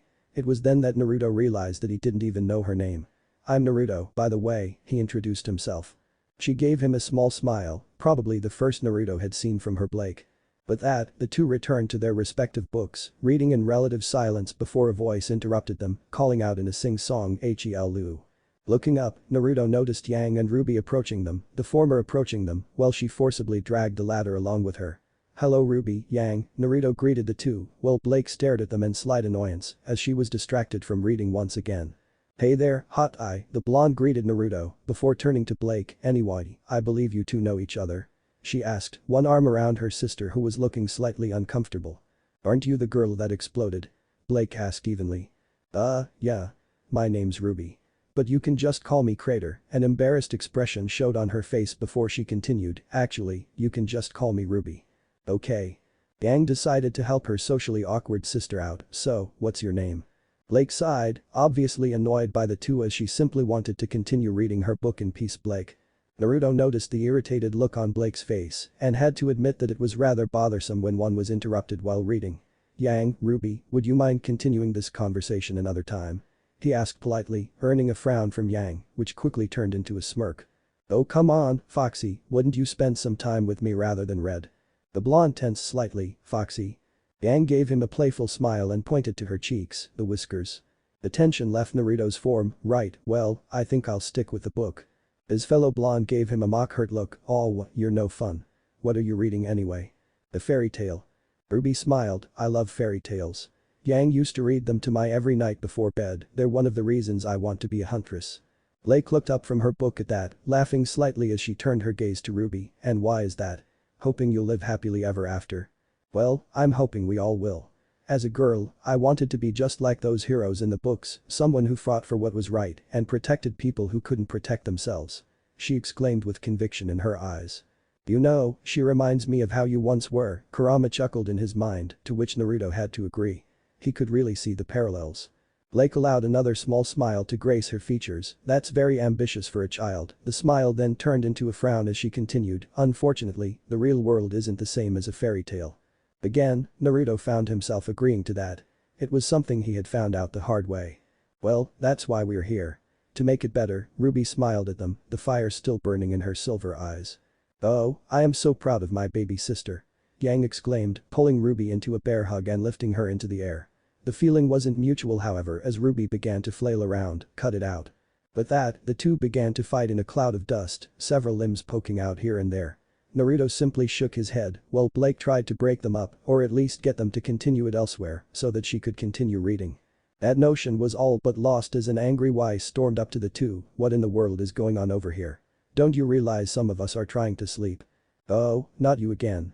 Both she and Yang shouted at the sight of each other before the former turned to Naruto as he dryly stated, you're not making it any better, you know. Weiss was about to retort but Ruby was quicker, shh. Guys, she's right. People are trying to sleep. She tried to break them up, which led to just about the opposite as Snowflake gave her another glare, oh, now you're on my side. The red-haired girl gave her a frustrated look, I was always on your side. Yeah, what's your problem with my sister? She's only trying to be nice. She's a hazard to my health. Weiss retorted. Blake simply sighed and rolled her eyes at the scene before turning to Naruto, or rather the empty space he had been occupying a second earlier. But Naruto. Thank Kami for the body flicker, Naruto sighed as he appeared on the roof of the academy and continued reading his book under the moonlight. The next day. Naruto had awoken the next morning at the crack of dawn, like he was used to, and decided to go through a quick morning workout before heading to the Beacon Cliffs for the initiation. Normally, he would have started with some warm-ups before going jogging a couple dozen miles and finishing up with chakra exercises. But, seeing as he didn't have time for that, the blonde settled for a dozen laps around the campus. After he was done, he returned to the academy for a shower and a quick breakfast, which he had just finished. Currently, he was on his way to the Beacon Cliffs, not having to retrieve anything from the armory as he had everything he needed on his person or sealed in scrolls. Beacon Cliffs, 10:15 a.m. Naruto had to admit, the Emerald Forest was quite a sight from atop the cliff he and the other students were standing on.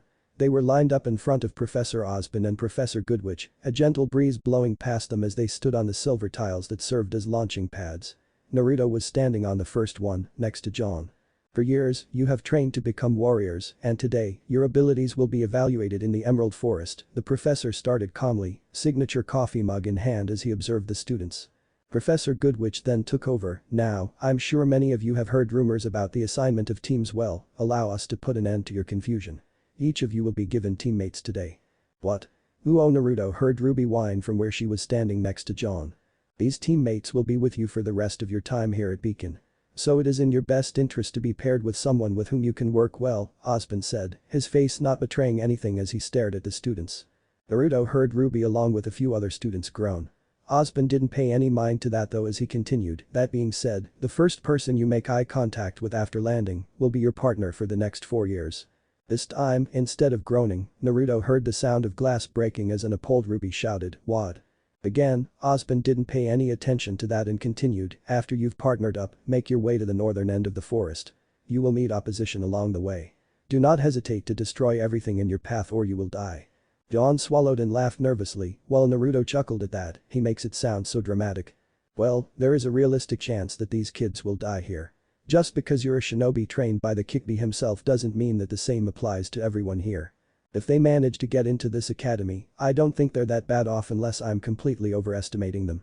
Bet you're going to have to save at least one of them during the exam. That's a sucker bet, so, no thanks. Naruto's conversation with his inner demon was interrupted as Ozpin spoke again. You will be monitored and graded through the duration of your initiation, but our instructors will not intervene. You will find an abandoned temple at the end of the path containing several relics. Each pair must choose one and return to the top of the cliff. You will guard that item, as well as your standing, and grade you appropriately.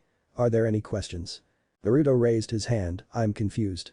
You say it is in our best interest to partner up with someone whom we can work with, yet the way our partner is determined is by eye contact. That is correct, the professor smiled slightly. Naruto's sweat dropped. I sense an intense lack of logic here, but I don't make the rules. Ozpin's face returned back to his neutral expression. Anything else? This time it was John's turn to raise his hand. Yeah, sir. The professor decided to ignore that in favor of finally getting the exam started. Good. Now, take your positions. Everyone present took their combat stance on the tiles they were standing on, while Naruto simply crossed his arms over his chest, and John still stood there with his arm raised. Sir? I've got, a question, he started, after which the first person, Weiss, was catapulted off the cliff and into the forest, something that John didn't seem to notice. So, this landing strategy thing what is it? You're, like, dropping us off or something. Ozpin was about to speak, but Naruto was quicker. John, we're being launched into a forest full of Grimm. Landing should be the least of your worries. And on that note, you're on your own as far as landing goes. During Naruto's explanation, more and more students were shot into the forest, which John still didn't seem to realize. That about sums it up, Ozpin chuckled slightly, while John visibly paled. Right, so what exactly is this landing strategy?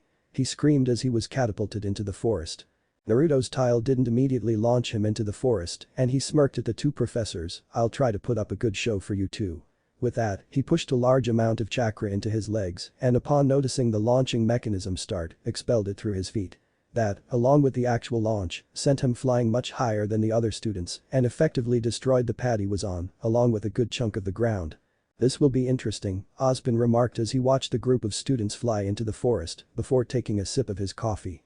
Meanwhile, Naruto, who was higher than the others by now, smirked under his mask as 12 clones spawned around him. You know what to do. Hi, boss. With that, all of them shot down into the forest in different direction, while the original began to slowly descend, the smirk still present on his face. Time for the real exam. Chapter 4. Players in Pieces. Ozpin and Glinda were both currently overlooking the Emerald Forest, the cool morning breeze rustling their hair and clothing, as they watched a cloud of students they had launched into the forest a few minutes prior. Particularly one of them made for a very interesting sight, mainly due to the fact that there were 12 identical clones of him currently descending from high above the forest. You did tell me about his rather peculiar abilities, but actually seeing them is another story, Glinda stated with a look of slight amazement as she watched the clones and the original scatter into the forest, with the latter heading north. Ozpin seemed unfazed by the sight, contentedly sipping his morning coffee. After all, he had witnessed what Naruto called the shadow clone technique quite a few times already, but even then he had to admit watching a person clone himself tenfold was rather fascinating and amusing, seeing as scientists all around Remnant were busting their asses to do just that, while the blonde performed it without breaking a sweat. Ozpin chuckled slightly at that thought, though it went unnoticed by Glinda, whose brow was furrowed in confusion, even as she brought up the video feed on her scroll, which showed the various students taking the exam. I can't help but wonder, though, why did he create those clones in the first place? She shifted her glasses slightly. Using them to fight the Grimm would have been my first guess, but that wouldn't make any sense, since all of them scattered into different directions. The woman's frown deepened, the figurative gears in her head already turning. Suddenly her eyes widened a fraction in realization. Does he? She was cut off by her superior, who chuckled once again as he gazed out into the forest. Yes, he wants to evaluate them. The professor took another sip of coffee before continuing. After all, he will form a team with some of them. The blonde woman nodded in understanding, but the frown remained on her face. It does seem a bit arrogant of him though. Ozpin's smile was replaced with a serious countenance as he turned to his assistant. Glinda, you know just as well as I do that he is well beyond his peers, and quite possibly even those above him. Once again, he turned to gaze out into the vast emerald green forest. You've noticed it by now as well, haven't you? The question was vague, cryptic even, but Glinda knew exactly what he was inquiring of her. Being veteran hunters, both of them had fought countless battles and trained many huntsmen and huntresses themselves. Exactly because of that experience, they had the ability to read people and judge them by the way they acted to an extent, at least. What they could pick up from Naruto was unsettling, to say the least. The blonde Uzumaki was seemingly beyond his age, both physically and mentally. He carried himself with the confidence of a seasoned warrior, confidence unfitting of the 16-year-old teen he was on the surface. Yet, despite all the confidence in his step, he wasn't the least bit arrogant, showing that he had every right to said confidence, something that was rather unnerving for Glinda. Both she and Ozpin were of course very curious as to just what he had experienced in the past, where he came from or what it was that made him leave, but each time either of them would bring up those topics when they talked with him, he would outright refuse to continue the conversation. The two eventually stopped broaching the subject, resigning themselves to the fact that he would reveal more of himself if and when he felt comfortable in doing so. Glinda sighed, just a hint of frustration marring her features as she watched the blonde subject of their conversation dash through the forest. But Naruto. Hunter or not, seems like you're a shinobi after all, Kit, Kurama chuckled, the booming sound echoing through his container's mind as he jumped from branch to branch, making his way to the northern part of the forest. What better way to find out about their abilities than shadowing them in a forest full of creatures that want to kill them? Truth be told, he was rather excited to find out more about his peers and the hunters of Remnant in general. Given they and he himself had only just taken the first step to becoming huntsmen and huntresses, but the fact that the others were invited to Beacon Academy did speak volumes of their skills, or so he hoped. With a shrug, he poured more chakra into his legs and continued hopping along the branches of the trees, enjoying the feel of the air rushing against his face and body. I'll just have to wait for the clones to dispel, he thought, a small smirk tugging at the corner of his lips as he noticed a malicious presence ahead of him, which originated from a pack of beowulfs, glaring at the blonde as they climbed up the trees. Any normal person would have probably bolted it in the other direction, but seeing as Naruto was anything but normal, he increased his speed even further, splintering the branches and tree trunks he shot off of. That's a little warm up while I'm waiting wouldn't hurt, he thought, slipping a kunai out of his sleeve which he caught in a reverse grip. Just don't blow up the forest, the Bidge warned him with just a hint of amusement leaking into this voice. I don't think they would take too kindly to that. The blonde nodded as he caught the underlying meaning in the sentence, before clashing with the pack of Grimm. Emerald Forest. The morning dew was still fresh on the leaves covering the many trees of the Emerald Forest. They swayed lightly as the wind swept through them, and as suggested by the forest's name, it created the image of a beautiful, rippling emerald green ocean. Even, the beauty that it radiated was only outshined by its deadliness. Hidden from view beneath the thick canopy of the trees were the creatures of Grimm, mindless beasts that only waited for foolish wanderers to enter their den. Those vile creatures weren't the only beings that inhabited the forest though. No, many other animals lived in the forest alongside the Grimm. A prime example of that was the majestic black bird that was flying just above the crowns of the trees, unperturbed by what lurked below. In a sense, that bird, however insignificant its life was, represented the duality of the Emerald Forest, demonstrating that it wasn't just a place of death and decay, but also a place where all sorts of life thrived and Birdie knew. But the final shriek, the bird's life came to an abrupt end as a red and black blur shot through it, reducing it to little more than a few feathers. The blur, otherwise known as Ruby Rose, unsheathed her weapon of choice, Crescent Rose, in its rifle form and fired off a few rounds into the forest, slowing down her descent enough so that she could transform her weapon into a scythe and catch a branch with it, allowing her to fall to the ground unharmed. Uncaring of the fact that she had just murdered a bird, the young girl shot off into the forest. After all, time was of the essence, and she couldn't afford to waste any of it as her goal repeated itself in her mind. Gotta find Yang. Gotta find Yang, gotta find Yang. Gotta find Yang. Yang. She shouted, scanning the forest around her for a familiar mane of blonde hair. Oh, this is bad, this is really bad. What if I can't find her? What if someone finds her first? She thought, the negative thoughts already beginning to creep up her back. She quickly shook her head free of them. Now wasn't the time to be negative, this was the day she had been waiting for since her arrival at Beacon. Deciding to replace the negative thoughts with more positive ones, she thought about potential teammates aside from her sister. They all popped up in her mind depicted as crudely drawn doodles. There's always John, she thought, the corners of her mouth twitching up into a smile as she pictured herself and the blonde teen in her mind, both laughing about something. He's nice. He's funny. However, being funny didn't exactly count for much in this death trap of a forest. I don't think he's very good in a fight, though. Sure enough, the image of John was attacked by a pack of beowulfs and, as expected, the blonde didn't last long and ended up as beowulf food. Boo. What about Blake? Another image popped up in her mind, this time that of Blake, in all her doodly glory. So mysterious, so calm, plus, she likes books. She frowned, then again, I'm not sure I'd be able to hold a conversation with her true to her thoughts. Doodle Blake was quickly fed up with Ruby's rambling and slowly inched away from her. Soon after, the third and last picture popped up in her mind, this time that of a certain black-clad blonde. There's also Naruto. But then, I don't know anything about him either. Without warning, a good dozen Ursai, doodles, mind you, surrounded the Naruto she pictured in her mind. But, much to her surprise, the blonde quickly took care of them all, crossing his arms over his chest as he stood in the middle of all the carnage he had caused.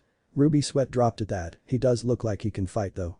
Shaking her head free of the images, the scythe wielder continued on through the forest. Okay, who else do I know in this school? There's Yang, John, Blake, Naruto, and. As if one cue, a familiar person appeared in her field of view, causing the girl to slam on the brakes and skid to a halt lest she ram into them. As she slowly came to a stop, Ruby looked up just in time to see the person turn to face her. Icy blue eyes met silver ones as Weiss and Ruby regarded each other, the latter with a small smile, lifting the corners of her mouth. Apparently though, the feeling of joy wasn't mutual, evident by the Schnee heiress turning on her heel and walking off on her partner. Ruby's smile was wiped off her face as she followed her a few steps. Wait. Where are you going? Her question, however rhetorical it was, went ignored by Weiss, causing the young girl to kick the ground in dejection. We're supposed to be teammates. Neither of the two teens noticed a dark figure above them, perched upon the branch of a tree and leaning against its trunk as he watched the scene unfold. With a sigh, the clone shook his head, breaking the rules 5 minutes into the exam boss'll be disappointed. Meanwhile, Weiss was making her way through the thick foliage of a bush, struggling with a branch that had caught on her shoe. She pulled herself free with a small grunt of exertion and smacked a few hanging vines out of her face, sighing in relief, before she heard a voice from above her. Looking up, she noticed a certain blonde who was pinned to the trunk of a tree by a red and golden spear, per his weapon, Milo, if she wasn't mistaken. Oddly enough, the red-haired Amazonas was nowhere to be seen. Come on. Stupid John groaned as he fruitlessly tried to pull out said spear. With a sigh of defeat, he gave up and looked down, only to curse his luck as Weiss, upon making eye contact, promptly turned around and walked back where she came from, leaving the blonde to groan in dejection and let his head hang.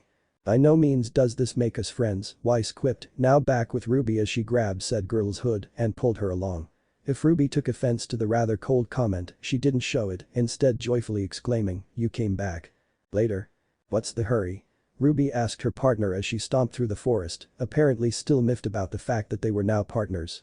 She wasn't exactly Ruby's first choice either, but it wasn't the end of the world for the young girl. Well, that, and rules were rules. I will not let my mission be delayed because you're too slow. I swear, if I get a bad grade because of your. She was cut off as Ruby appeared in front of her in the blink of an eye, smiling at the heiress, whose face lit up in amazement, if just a slight bit. What the? I'm not slow, see? You don't have to worry about me. The scythe wielder exclaimed. The heiress was still trying to figure out how her partner had seemingly teleported from one place to another, looking back and forth between the two. When did? Weiss, just because I don't exactly know how to deal with people doesn't mean I don't know how to deal with monsters. In an instance, she was at her partner's side, throwing an arm around her shoulder. You're about to see a whole different side of me today, Weiss, and after it's all over, you're going to be like, wow. That Ruby girl is really, really cool and I want to be her friend. With that, she disappeared in a whirlwind of red rose petals, leaving a coughing Weiss as she tried to get rid of said petals. Cocking her hip to the side, she rested one hand on it and called out, "You may be fast, but you still excel at wasting time." Her call was met with an eerie silence until it was broken by the rustling of leaves and snapping of twigs, and if that wasn't enough to send her alarm bells ringing, then the darkness that slowly began to leak into the small clearing certainly was. "Ruby?" she asked somewhat meekly. Much to her surprise, the creature that emerged from the bushes was not Ruby, but rather a vicious-looking beowulf, glaring at her with its burning eyes. That was until it released its telltale roar, which had the desired effect on the heiress as she screamed. "Ruby?" With Yang.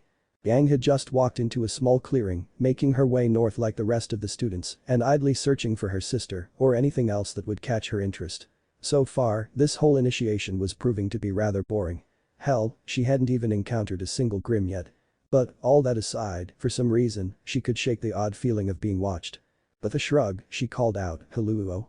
Nothing. The only sounds in the clearing were the chirping of birds and that of her own voice. "Is anyone out there?" She raised her arms in defeat, "I'm getting bored here." This time, instead of silence, she heard the rustling of leaves coming from a few bushes behind her. "Is someone there?" She turned, hoping that Ruby had finally found her. Upon receiving no answer, the blonde decided to walk over to the bushes, pushing the leaves aside and peeking in. "Ruby, is that you?" she asked with a small smile, which quickly turned into a blank expression as she looked up, coming face to face with a rather hungry-looking Ursa. "Nope."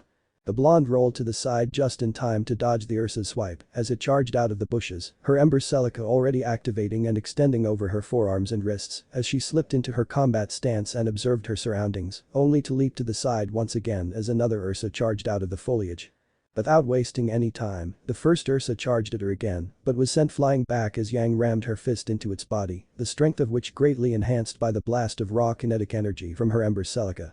Taking that as its cue to attack, the second of the large bear-like Grimm came at her, but was also thrown back, this time with a hard right hook followed by a high kick.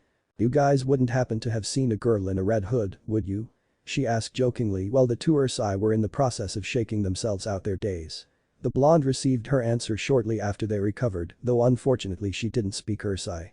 "You could have just said no," she grinned, before narrowly dodging two swipes in quick succession from one of the Ursai with a backwards flip. "Geez, you two couldn't hit the broadside of a boss," she began as she landed a few feet away from them, though quickly trailed off from her taunting as she, and unbeknownst to her, Naruto's clone, watched a single strand of blonde hair slowly fall to the ground before her. The blonde closed her eyes, and soon, the clearing was permeated with a sense of dread, reminding Naruto of the feeling he felt when harnessing his tenant's chakra, given, the two were nowhere near the same level of intensity. No, this was simply the feeling every female, regardless of species, could generate when adequately pissed off. Naruto's clone cocked an eyebrow as the teen opened her eyes, revealing the usual lilac color to be replaced with a fierce crimson. "You monsters!" she roared, her fury seemingly being reflected by the air around her as it erupted into blazing hot flames, creating a red-orange aura around her as she charged towards one of the Ursai, launching it into the air with a burning punch, before blasting herself forward with her Ember Celica and unleashing a brutal combination of blazing kicks and punches, which sent the poor creature on the receiving end of her wrath flying into a tree, breaking it in the process. Along with the four behind it. Inevitably, the trees the Ursa had broken during its flight proceeded to crash down on it. Yang, still livid, turned to the creature's companion, who could only stare as one of its own was reduced to dust by the teen. "What? You want some too?" The being reared up on its hind legs, getting ready to charge at her once again, but before it could do so, a whirling noise was heard behind it, followed by the sound of metal-piercing flesh. The creature stumbled and fell over, dead before it even hit the ground. Behind it stood Blake, her gamble shroud having pierced a vital point in the Ursa's body. With a pull, she dislodged it from the dead creature's body, catching it and sheathing the blade behind her back, before turning to a panting Yang with a smirk, gracing her features. Said blonde shrugged as she caught her breath, finally having calmed down. "I could have taken him." Up above in the trees, Naruto's clone nodded in approval, before disappearing from sight. "With Weiss. Remember your training," Weiss the heiress thought to herself as she was pushed back from a Beowulf strike, finding herself surrounded by the beasts.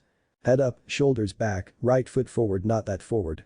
Slow your breathing, wait for the right time to strike," and she raised Mertenister, its revolver spinning as she shot forward, ready to kill the Beowulf.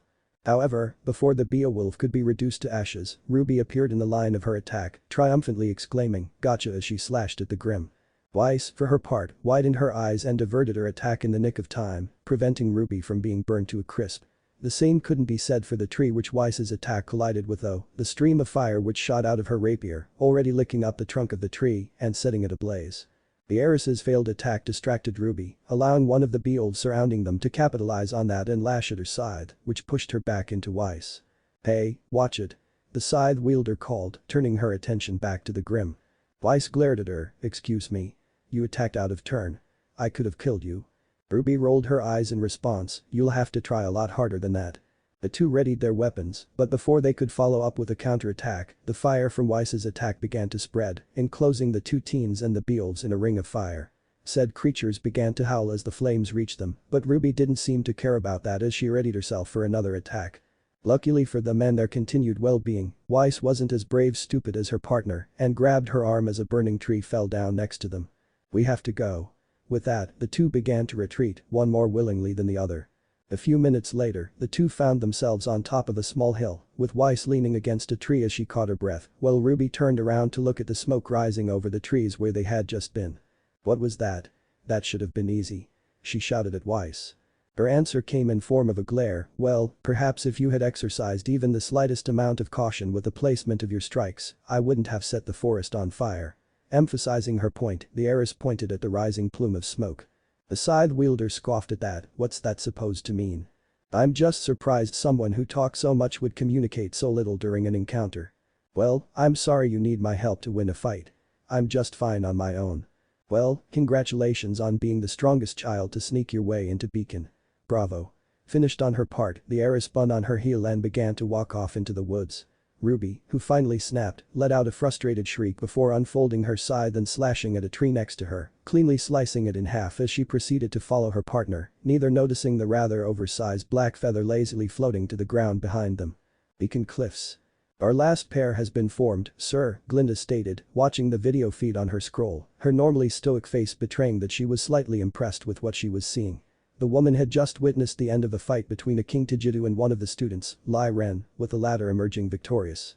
Shortly after, another student, Nora Valkyrie, made eye contact with him, effectively forming the last pair. Nora Valkyrie and Lai Ren. Poor boy, I can't possibly imagine those two getting along.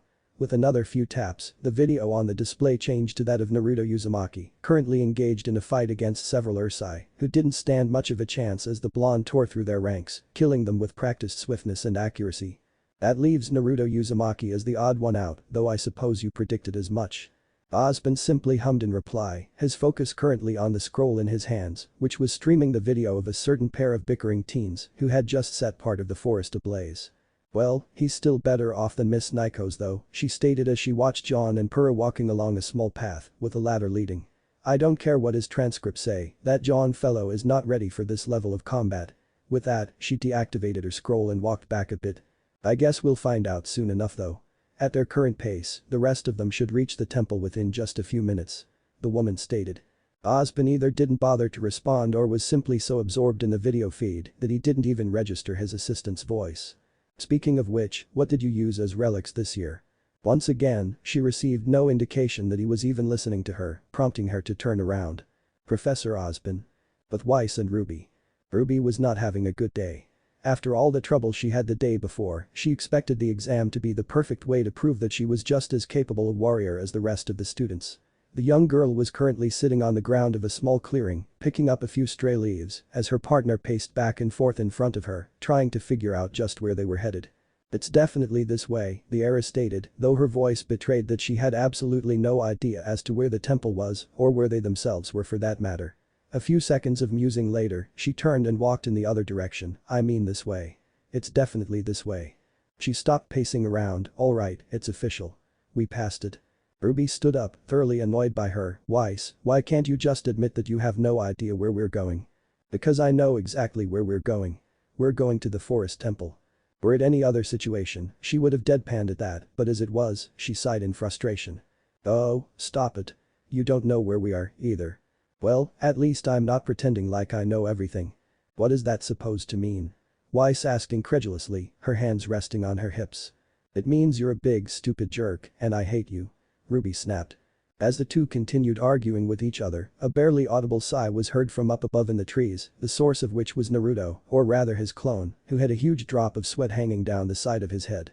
It was so large that the clone was having a hard time balancing himself on the branch he was perched on. Dear Kami, I don't get paid enough for this shit. We don't get paid in the first place, so stop complaining and keep observing.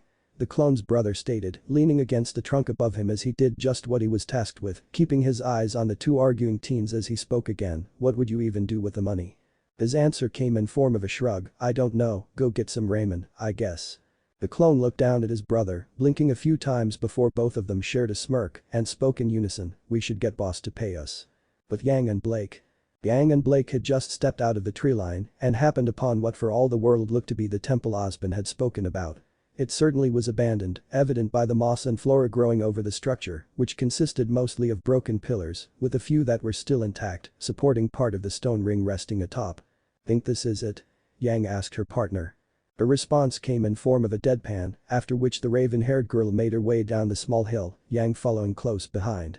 As they reached the temple, the two of them noticed a handful of small pedestals aligned in a circular pattern in the middle of the structure. Blake walked over to one of them, intent on more closely examining what was resting on top, which turned out to be a chess piece. Chess pieces? She asked aloud, inspecting a black king with a confused look on her face. Chess pieces weren't exactly high up on the list of relics she'd expect to find in an abandoned temple in the middle of a forest full of Grimm. Some of them are missing. Looks like we weren't the first ones here, Yang called as she noticed just that. Blake took her attention off the relic and turned to her partner. Well, I guess we should pick one. How about a cute little pony? Yang asked as she picked up a golden pony, or a knight. Her partner rolled her eyes at the description but gave her a smirk nonetheless. Sure. Suddenly, they heard the distinct roar of an ursa in large amounts of pain, and sure enough, said creature was launched out of the tree line, but oddly enough, it was spiraling around as if it had been thrown off a carousel. Its corpse landed on the ground and skidded to a halt in front of the two, allowing both of them to get a closer look at the sphere-shaped wound in its chest. Looks like that was the last of them, Naruto stated as he walked into the clearing, noticing with no small amount of relief that he had finally reached the temple. About damn time, he thought to himself with annoyance. If it weren't for the fact that he had been attacked by packs of Ursai and Beolds every 2 minutes on his way here, he would have reached the temple half an hour ago. Hey Naruto. The blonde looked up to see that he wasn't the first person to make it to the temple. Yang waved at him with a smile on her face, her partner standing next to her and examining the Ursa he had killed a moment ago. Naruto waved back at his fellow blonde, walking towards the stone temple as he observed what were probably the relics they had to obtain, had any trouble getting here. Of course, he already knew all about their trek to the temple, as his clones had dispelled a while ago, but appearances had to be kept. Yang scoffed, a smirk gracing her features. Course not, Foxy, though I guess the same could be said for you, she replied, pointing at the corpse of the Ursa which was beginning to evaporate, a small grin of approval on her face. The blonde Uzumaki began to remove his hood. It's not like this exam is that die. He was rudely cut off by a loud, distinctly feminine scream that rang through the clearing and judging by the volume, likely also through the rest of the forest. Both he and Yang turned to the source, the latter with a worried expression marring her face. Some girl's in trouble. Did you hear that, Blake? The blonde Uzumaki couldn't fault her for believing the scream to be of female origin, after all, not everyone had the improved sense of hearing which he possessed. If I'm not mistaken, that was John. Yang gave him an incredulous look. Oh, you're kidding, right? As much as I'd like to deny it, for his sake no, that was definitely John. Well, we should still do something, Yang replied, looking back into the direction the scream originated from. The blonde shrugged. Last he knew from the clone shadowing John, he was paired with the red-haired Amazonas, who seemed to be very capable, so he didn't worry about him too much. Deciding to push those thoughts to the side for the moment, the blonde noticed that Blake was somewhat intently staring into the sky, a slight frown on her face. What are you? He was cut off as she pointed up. The blonde raised an eyebrow, but simply looked up seeing as she wasn't about to elaborate. Both his and his tenant's eyes widened a fraction, the latter beginning to bellow loudly. Brat, the demon fox started, I think you just got out Naruto'd. The blonde nodded absently, his gaze still fixed on the sky. Up above, beyond a few clouds dotting the sky, was a gigantic Nevermore. That in and of itself wasn't that odd though, seeing as this was Vale's equivalent of the Forest of Death. What both Blake and Naruto were looking at though, were the two, almost unnoticeable dots sticking to the bird's body, one white and the other a red-black color. Yang, blissfully unaware of the fact that her sister was riding a Nevermore, was still turned away from her companions. With worry still evident in her voice, she asked, guys, what should we do? Her question was met with silence. The blonde finally turned around, an annoyed frown on her face, as she noticed both of them ignoring her in favor of cloud gazing. What is wrong with why? Before she could finish her sentence, both of the two pointed up at the sky, not once taking their eyes off whatever was up there. Her annoyance replaced with confusion, and she looked up to see a black something.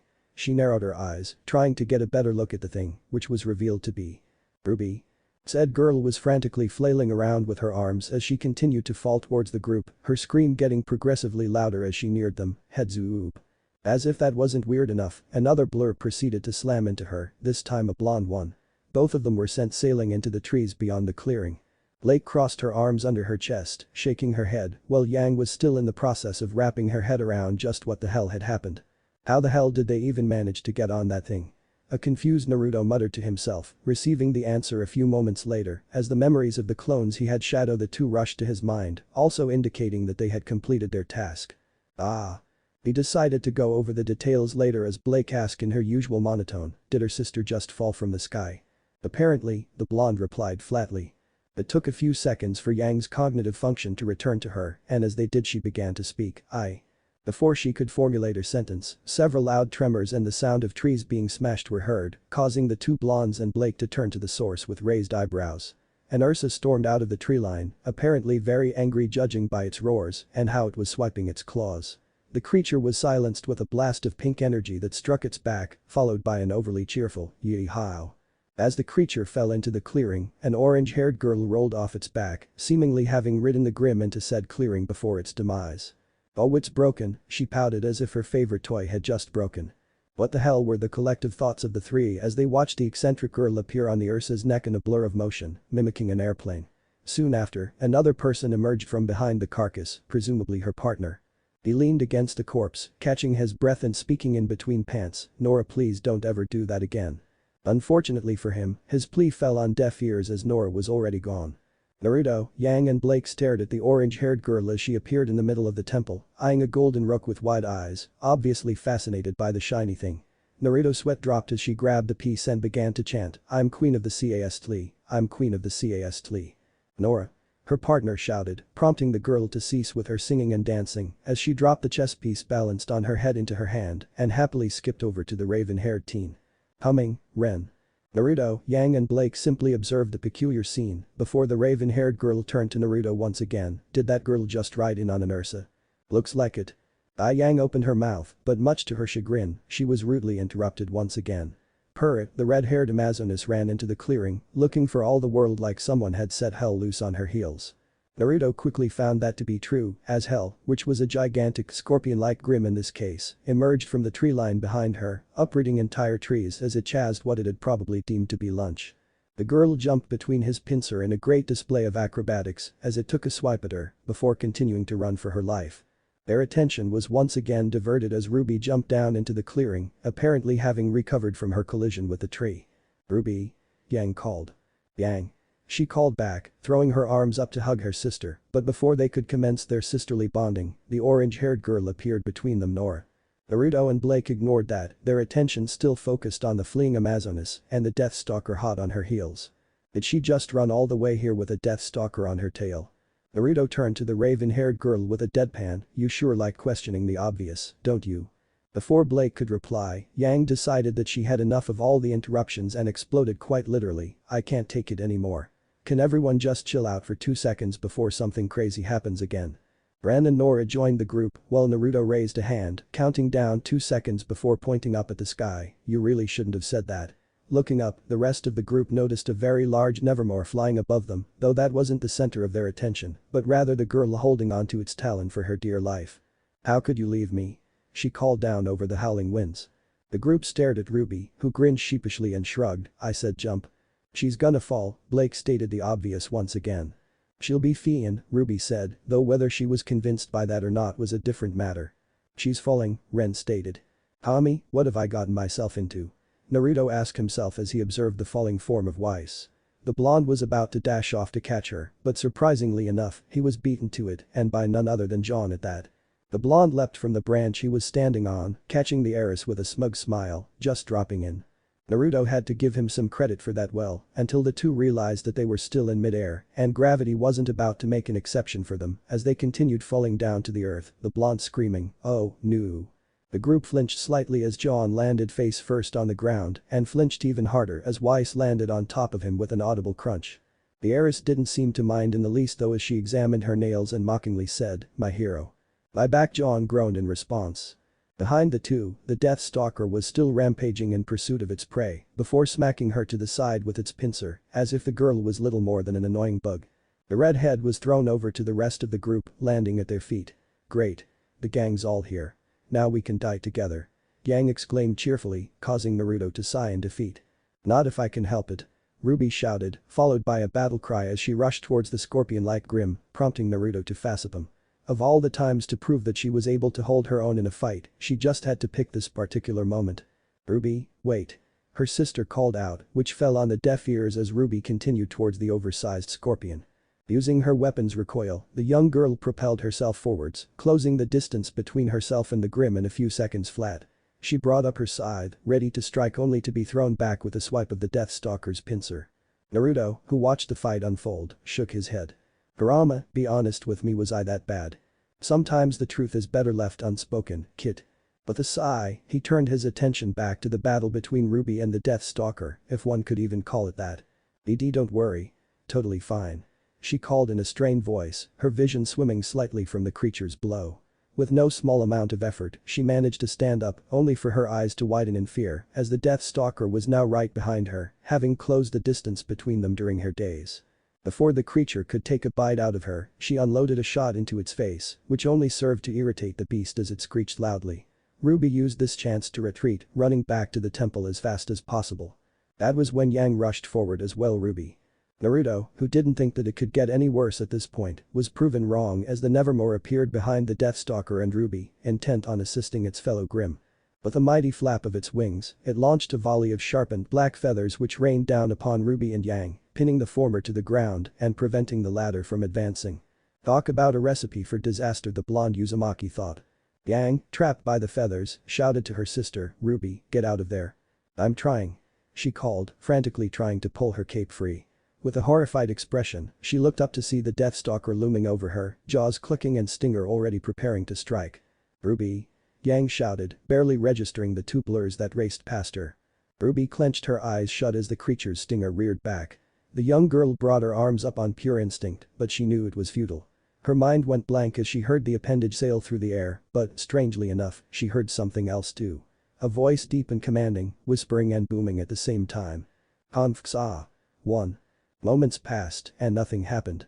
Was she dead? No, she never felt the stinger pierce her. Cautiously, she cracked an eye open, only to reel back in surprise as she saw the tip of the Deathstalker's golden stinger mere inches from her face. Upon refocusing her sight, she noticed with wide eyes that the creature was immobilized, pinned down to ground. Orange, almost ethereal-looking chains were wrapped around the entirety of its body. They sprouted from the ground, crisscrossed over the Grimm, and embedded themselves back into the ground. Now that that's out of the way. She was shaken out of her awe-induced daze as she heard the voice of Naruto. The blonde was standing in front of the Grimm, and Ruby noticed the same chains that were binding the creature seemingly flowing out of his palm and into the ground. Her attention was brought back to him as he spoke. Ruby, what you did just now was beyond stupid. The blonde turned to the girl, his voice stern but not cold, almost like a parent scolding their child. Do you think acting as recklessly as you just did will make people treat you like an adult? She stared wide-eyed at the blonde in front of her before lowering her head as he continued. Charging into battle headfirst against an opponent you know you cannot defeat on your own will not only get you killed but will also endanger the lives of your teammates. Is that what you imagine an adult would act like? Naruto shifted his gaze. And you? Ruby looked up to see the blonde looking over her shoulder. As she turned her head, she noticed her partner, Weiss, standing a few feet behind her, Mertnister raised in her right hand. You've been nothing but a spoiled and arrogant child until now. You treat the people around you like they're little more than nuisances, never even trying to understand or get along with them. The heiress seemed to want to protest, but Naruto silenced her with a single glare that clearly said, no room for discussion. The attitude you've been putting up from the moment I met you is just as likely to get you killed on the battlefield as what she just did. Following the end of his small rant, an almost palpable silence laid itself upon the three, with both Weiss and Ruby looking down at their feet. A good sign, as far as Naruto was concerned. They were honestly giving what he had told them some thought. I'd be laughing at the irony of this whole situation if it weren't so serious. Someone had to say it, for their sake. Still, the blonde Uzumaki allowed a small smirk to play across his lips. Guess you weren't as cold as I thought you were, Snowflake, just a tad too slow though, he thought amusedly, looking at the rapier she was clutching in her right hand. Naruto decided to break the silence. Now, anything you have to say to each other? Weiss looked up before turning to Ruby, sighing as she began, listen, I know I can be a bit difficult at times, but if we're going to do this, we're going to have to do this together. So, if you quit trying to show off, she seemed to have a slightly difficult time with the next part, but managed to bring it out nonetheless, I'll be nicer. Ruby sighed, I'm not trying to show off, I just want you to know I can do this. You're fine. With that, she began to make her way back to the group, though not before throwing a glance back at Naruto and the immobilized Grimm next to him. The scythe wielder breathed a deep sigh of relief before whispering, normal knees. She stood up just in time to see her sister racing towards her, wrapping her up in hug and exclaiming in relief, so happy you're okay.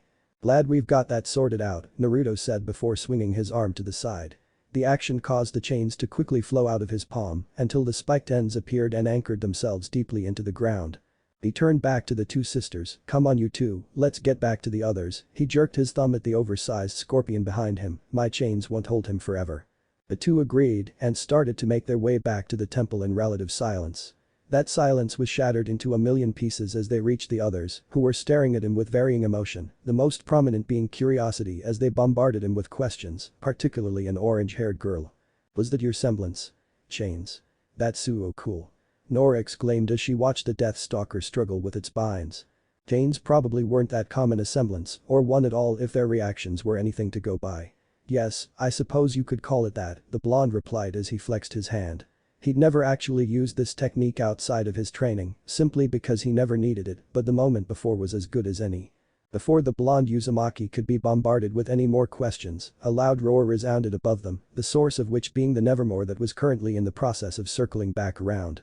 "Eyes? That thing's circling back. What are we gonna do?" John asked, visibly nervous.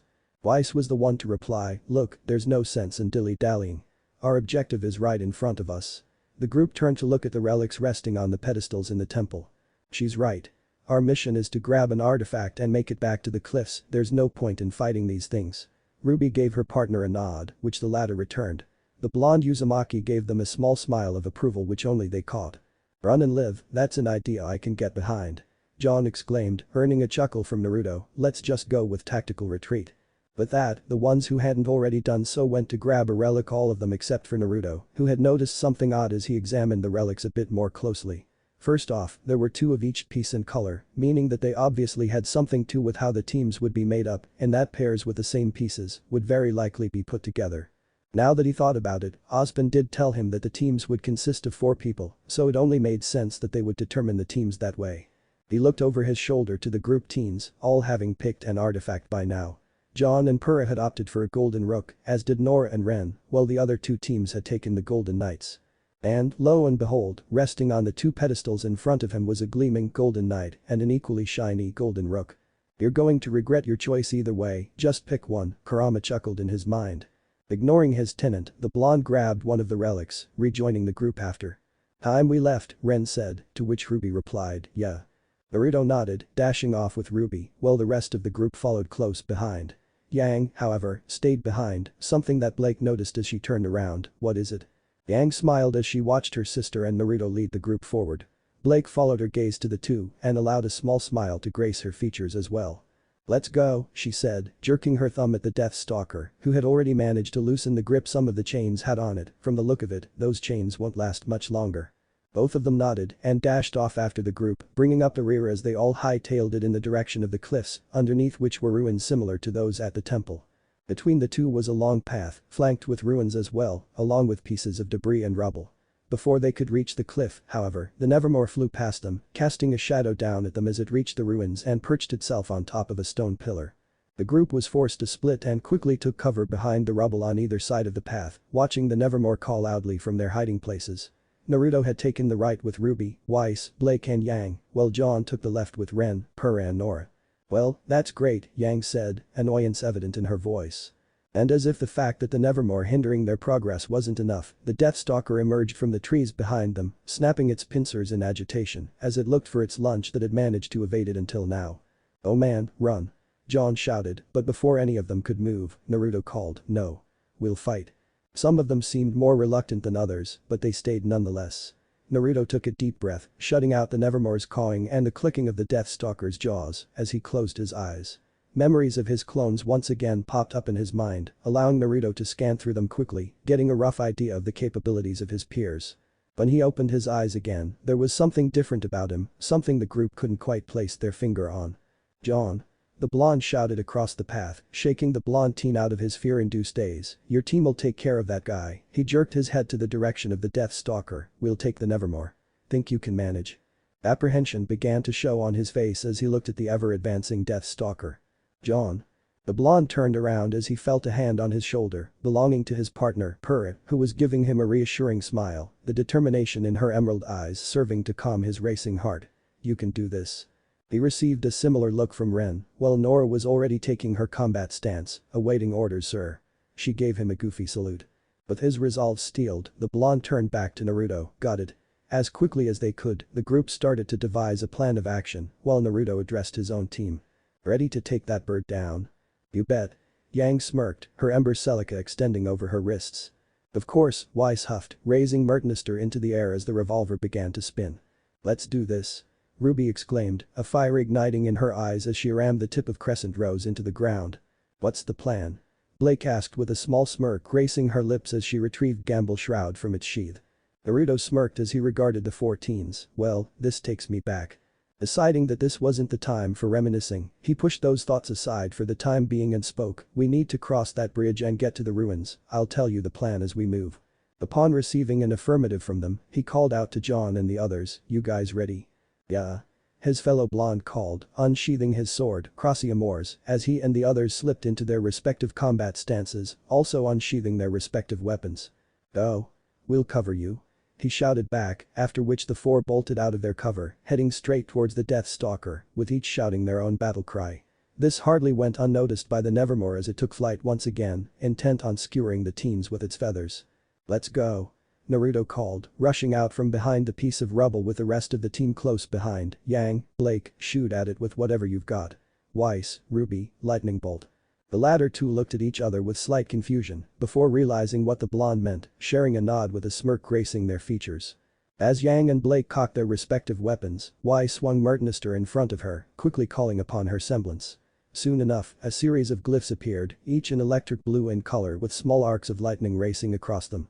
Whirling her side, Ruby dropped down to one knee before burying the blade's tip into the ground behind her, so as to lessen the recoil. She produced a red magazine with the black markings from a pouch on her hip, jamming it into the sniper's side before cocking the rifle and taking aim at the bird. Naruto, not exactly having much in regards to weapons, slipped two kunai out of the sleeves of his jacket, which earned him an incredulous look from Blake, think that'll be enough?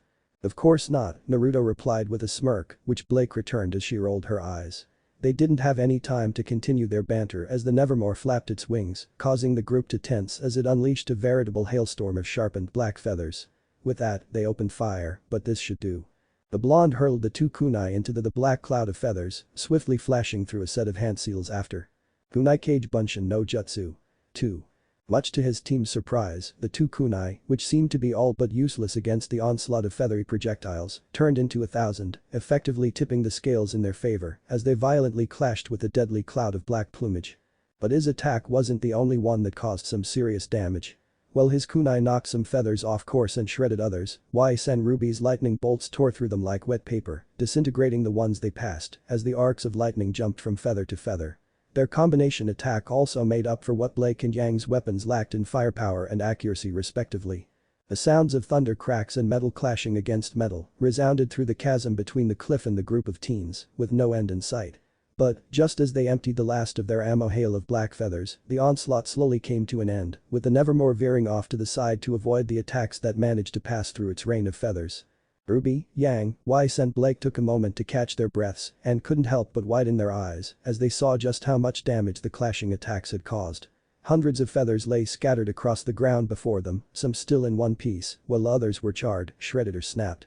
Noticing that the Nevermore was no longer blocking their path, Yang called, now's our chance. With that, they set out in a dead sprint across the bridge, intent on crossing it before the Nevermore circled back. Unfortunately for them, the bird like Grimm wasn't as primitive as some of its brethren and quickly circled back as it noticed what they were trying to do, intent on smashing the bridge along with the teens. Were it more intelligent, it would have probably been surprised as two of the five stopped dead in their tracks halfway across the bridge, while the other three, namely Ruby, Yang and Weiss, continued racing across the stone structure.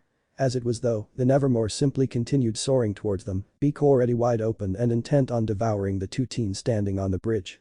Are you sure this will work? Blake asked in a deadpan, somewhat unsure of the blonde's haphazard plan. Not really, said Blonde replied with a smirk tugging at the corners of his lips, causing Blake to sweat drop as the whiskered teen shrugged, only one way to find out though. That was when Kurama decided to throw in his own 2 cents, and you were the one reprimanding that girl about being reckless, what, 10 minutes ago? Naruto watched the Nevermore heading right towards them. Are you? He crouched low, every muscle in his body a coiled spring, telling me he shot off the bridge and high into the air, with Blake following as the Nevermore crashed into the structure. You've got a better plan. The two flipped midair and landed on the Nevermore's back, debris of the what was once a bridge showering down upon and around them. Kurama chuckled as the two teens successfully mounted the Grimm, several, but I suppose this will show just how far you've come. It's been a while since you've had a decent opponent. This thing counts as decent? Naruto asked his tenant, raising an eyebrow at the black plumage underneath his feet. HMPH, you could kill this insect on your own without breaking a sweat. Where's the fun in that, though? He smirked before cutting the mental link with his inner demon for the time being. With a nod that the raven-haired teen next to him returned, both of them ran along the bird's back until they reached its neck. Blake proceeded to swing Gamble Shroud around the Nevermore's throat, allowing Naruto to catch the pistol from where he was standing. Meanwhile, Weiss, Ruby and Yang had safely reached the ruins, the heir staring at the Nevermore and its passengers as it took off into the sky with wide eyes, while the other shook her head, one hand resting on her hip. So much for all that talk about not being reckless, Weiss huffed, crossing her arms underneath her chest. Ruby, shaken out of her daze, turned to her partner. Well, it did work, didn't it? Her answer came in form of a glare, to which she smiled sheepishly, before Yang interrupted them. Come on, let's get into position. With that, the three dashed up to the higher levels of the temple, using their semblances and weapons to quickly climb up the stone pillars. Back on board of Nevermore Airlines, Naruto was just about to call out to his partner before something caught his eye. Below them, he saw the battle between John's group and the Deathstalker raging on, and from the look of it, they were winning. Purah had just managed to sever the stinger from its tail, after which Nora got ready to hammer it into its skull. All the while, John was coordinating the team like a natural-born leader, and Ren was passed out on the ground. The blonde shrugged, guess they aren't too bad after all. Bringing his attention back to the task at hand, the blonde called over to Blake, ready. His grip tightened around the gun as the raven-haired team gave him an affirmative. With that, both of them proceeded to pull the black ribbon to the left, using it as a pair of reins to force the bird Grimm to change course. It was now headed straight towards the cliff face, but however hard it tried to divert, both teens had an iron grip on the ribbon around its neck, forcing it to slam straight into the cliff, while the two ran its length and leapt from its tail. Blake used her Gamble Shroud to safely touch down on the ground, while Naruto simply hopped along the pillars and ruins below, using his chakra to stick to the surfaces of them. Both of them landed next to Ruby and Weiss, while the Nevermore roared in anger and fought to shake its daze away. As it did, it immediately removed itself from the cliff and flew straight towards the four teens, breaking right through the pillars and structures in its wake. That, however, proved to be a great mistake. In its anger, it failed to notice the large blue glyph on the ground, courtesy of a slightly exhausted Weiss. Almost immediately upon entering said glyph, it was suspended in midair, trying to flap its wings to escape from the prison, but to no avail. Wasting no time, Yang appeared above the Grimm, crying out as she descended upon it and rammed her fist into its skull, creating a shock wave that rippled the air above the point of impact. With the glyph gone, the Nevermore fell to stone ground, dazed by the punch.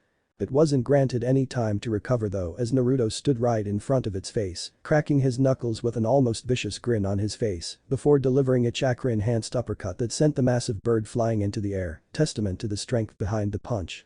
Again, without wasting any time, the onslaught continued, this time by Blake, who used the ribbon of her weapon to swing herself towards the Nevermore, who was trying to use the upward momentum from the blonde's punch to escape. That notion was all but lost as Blake extended the blade of Gamble Shroud, turning it into a katana, before cleanly slicing through a vital spot in the bend of its wing.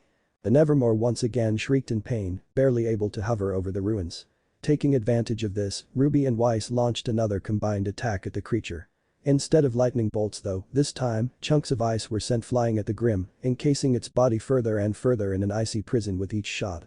By the time Ruby had completely emptied her magazine, the Nevermore was little more than a block of ice, which proceeded to fall down into the ruins.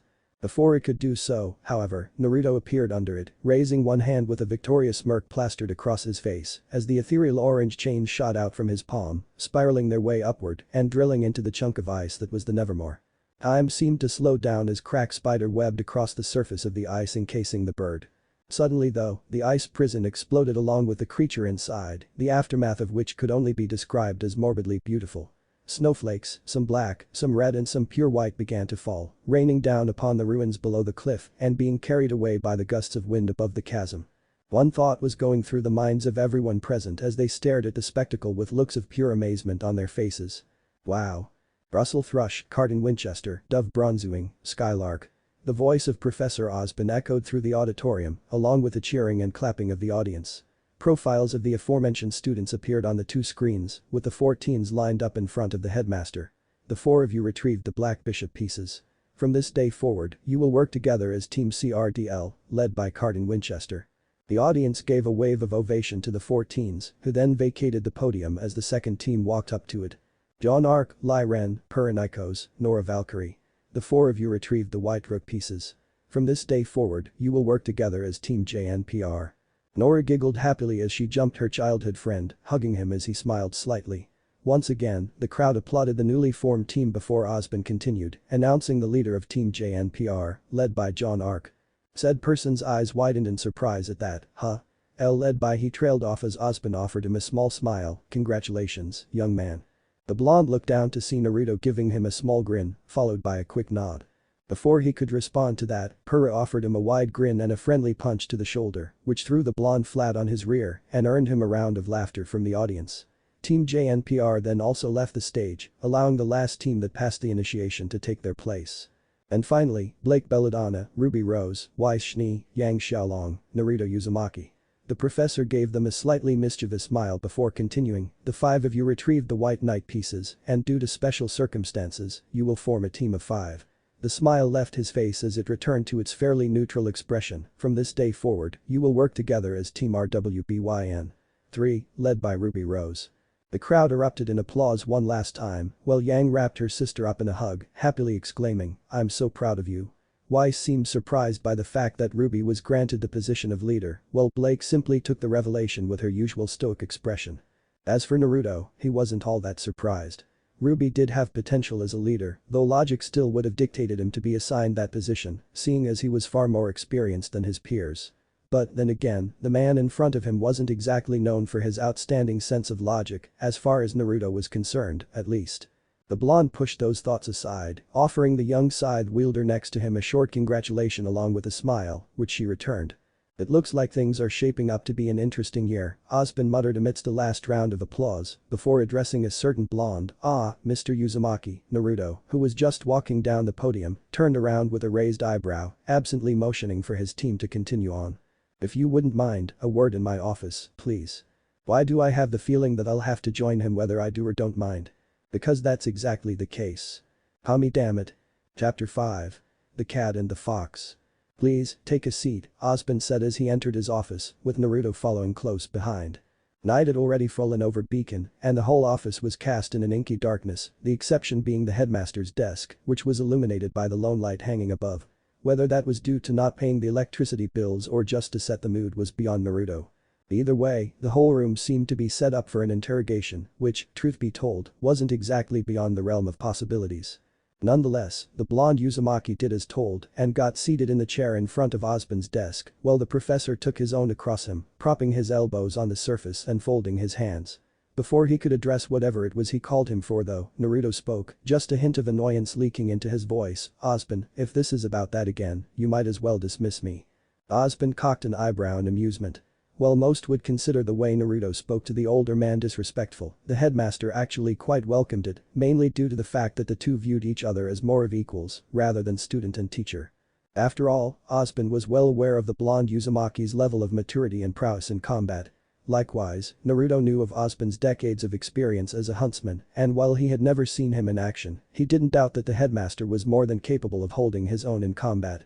Back in the present, Naruto was waved off by Osborne, relax, this is not about your past. However, before we proceed to why I have called you here, he gave him a small smile, I feel it's appropriate to congratulate you on your performance during the initiation.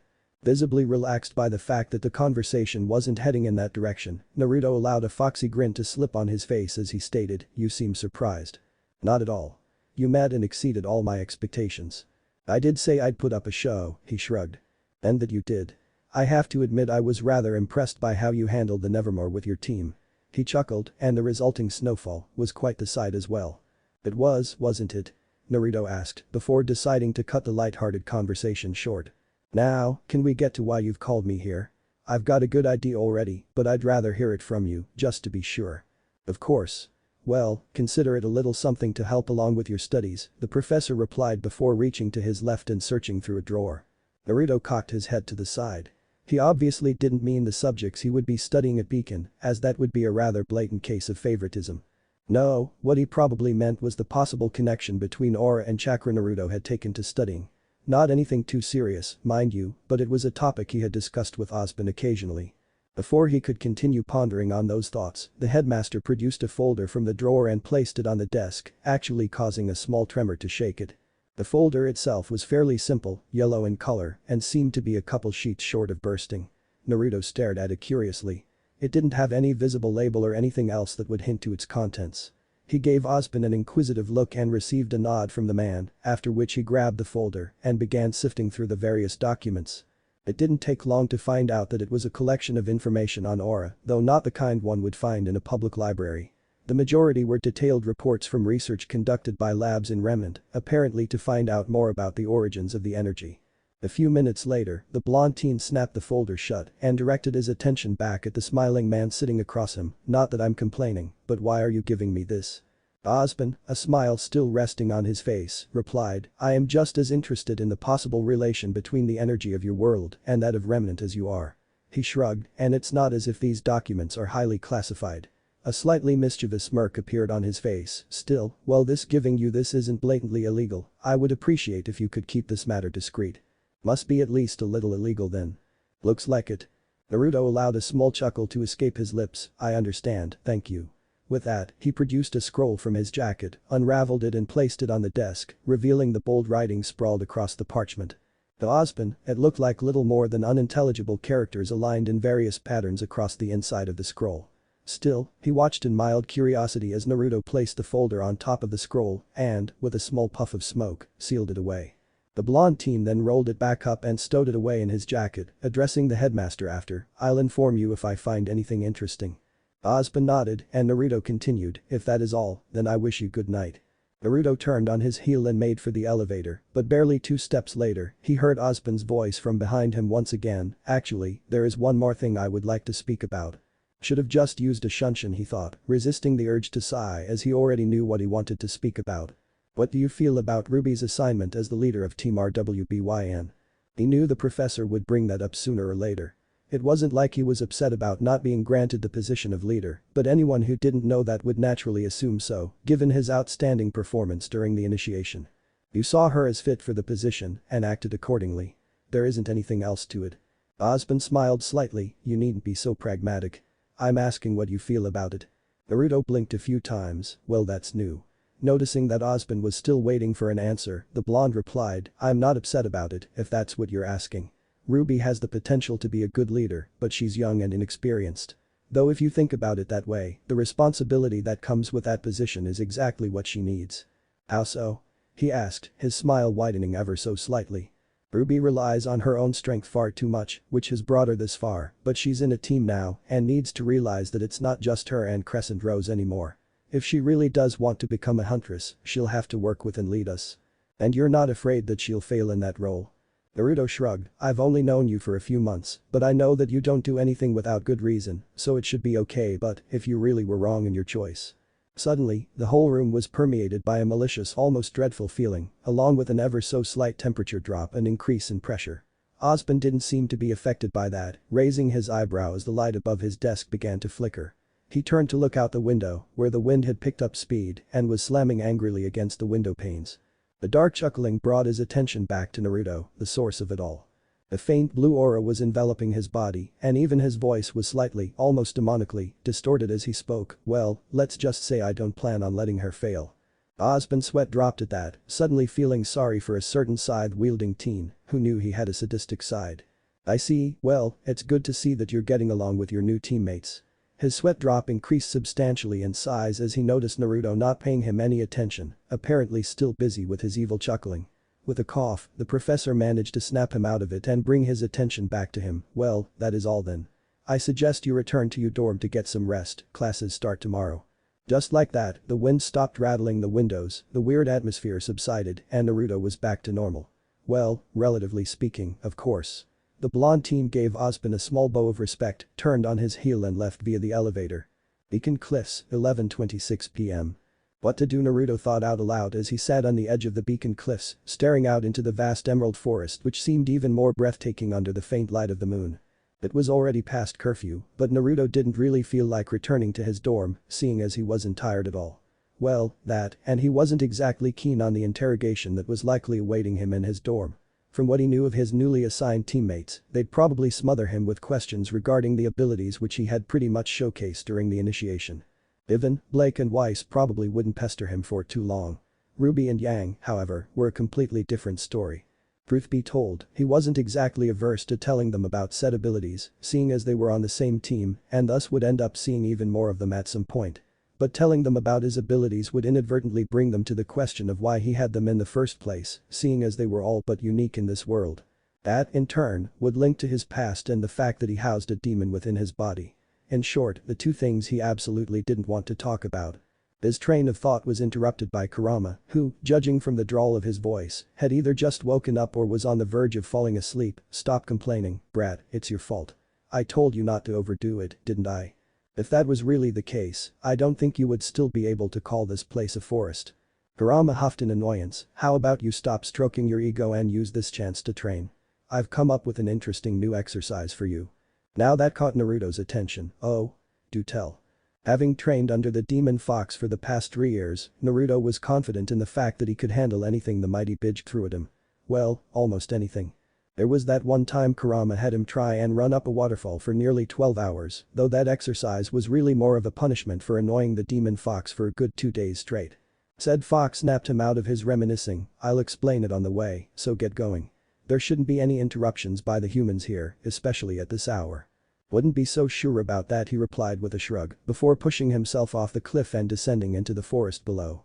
With Naruto gone, the cliff returned to relative silence, which didn't last too long however, as it was broken by the rustling of leaves, followed by a figure emerging from behind a couple bushes. As if sensing the fact that the person didn't want to be seen, clouds lazily drifted in front of the moon, which served to hide the figure's features from sight. Said figure slowly made their way to the edge of the cliff and looked down just in time to see a blonde dot vanish into the forest.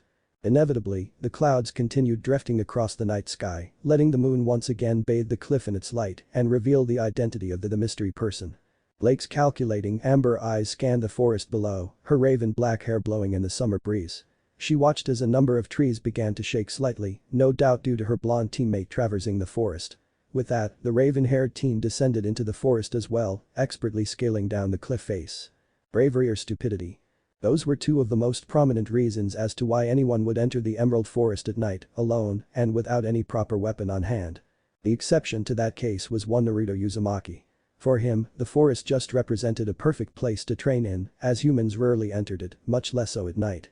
Thus, he would have no one walking in on him and interrupting his training. The blonde was currently located in a clearing within the forest, his jacket and cloak discarded and hanging over the branch of one of the many trees surrounding him. Barring the waterfall climbing, this must be the most ridiculous exercise you've ever come up with, Naruto said to his inner demon, already getting used to the unnatural position he was in. You've really outdone yourself this time. If you're enjoying this, it's clearly not difficult enough. Normally, Kurama's training regimens were fairly straightforward, containing things such as several kilometer-long runs, calisthenics, chakra control and jutsu practice, or spars with his clones. The Bijk's newest exercise was basically a combination of several of the above, mainly containing chakra control and balance, paired with sparring. It's plenty difficult, but considering you've been training me the past 3 years, I'm sure you could come up with something worse. Maybe a spar against 1,000 clones with, I don't know, all my senses blocked out. Definitely wouldn't put that beyond you. You should be careful of what you wish for, kid, the Bijk said, a vicious smirk spreading across his face as he made a mental note to actually have him undergo that at one point. Sure, whatever. Anyway, are you sure this'll work? Do you doubt the great Kikbi no Imko? Of course not, sensei, he chuckled. Good. Begin. With that, the blonde Uzumaki brought his right hand down to just below his chest and formed a half-ram seal. His face a mask of pure concentration, Naruto began to feel for his chakra, willing it out of his coils and into his pathways. Warmth began to spread through his body as his chakra flowed through him, starting from the abdomen and following the intricately woven pathways, before he allowed it to flow back into his coils. Relaxing his body, as far as that was possible in his current position, he began to tap into the vast, ocean-like reserves of chakra he had, feeling for the other chakra that resided in his body. It didn't take long for him to find what he was looking for. Dotting the clear ocean were several maelstroms, swirling around in a chaotic manner and dragging small amounts of his own chakra down. Similarly to before, he began to tug on the chakra, but whereas his chakra had calmly flowed into his coils, this one rushed into them like someone had opened a dam. That wasn't the only difference though. While his own chakra felt warm, this chakra, a burning crimson in color, felt blazing hot as he allowed a small amount to enter his pathways. Even the consistency was different than that of his chakra. It was almost viscous, as opposed to his own, more fluid one. But the dense chakra now running through his pathways, the blonde took a deep breath and expelled it. It appeared as little more than a faint red haze as it surged into the forest around him, but that was more than enough if what Kurama had explained was anything to go by. And so, the blonde waited, using the time to get a feel for his surroundings with his remaining senses. With Blake. What is he doing here? Blake asked herself with a small frown marring her face. Following Naruto had proven to be more difficult than she had thought, seeing as she had lost him a couple minutes ago. Still, she knew the general direction in which her blonde teammate had been heading and so continued traversing the dense forest. Eventually, she happened upon a small clearing beyond the trees and bushes in front of her. Treading carefully, she crept up behind a few bushes and peered into the clearing. What she saw within had her ember eyes widening in amazement. After all, it wasn't every day one saw a person balanced over what looked like a small needle with one finger. And as if that in and of itself wasn't insane enough, he was wearing a blindfold over his eyes.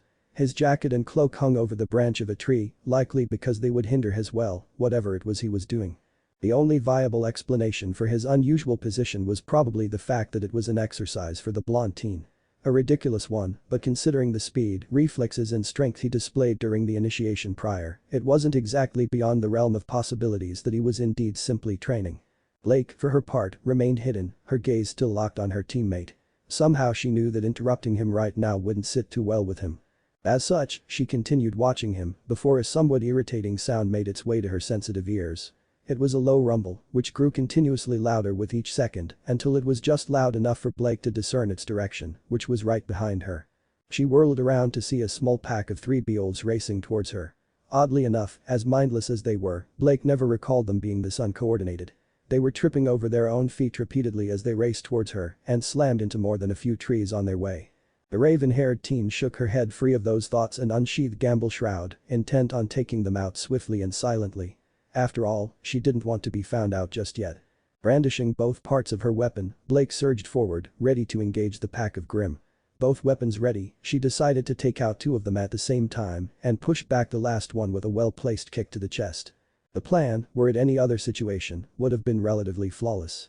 In this case, however, Blake was left dumbstruck as, instead of attacking her, the beetles simply dodged her attacks and rushed into the clearing behind her. She quickly got up and directed her gaze to the clearing the 3 had just entered, her eyes widening at the thought of her blonde teammate. Now, she was well aware that Naruto could handle himself just fine, but considering the fact that the teen was currently blindfolded and balanced over a needle, Blake did feel a small amount of worry creep up her back. With that thought in mind, she darted into the clearing, only to be stopped dead in her tracks, her hair blowing and eyes widening even more as the body of a Beowulf flew straight past her. It proceeded to slam into a tree behind the raven-haired teen, leaving a cracked indentation on the trunk as its body slid down to the ground.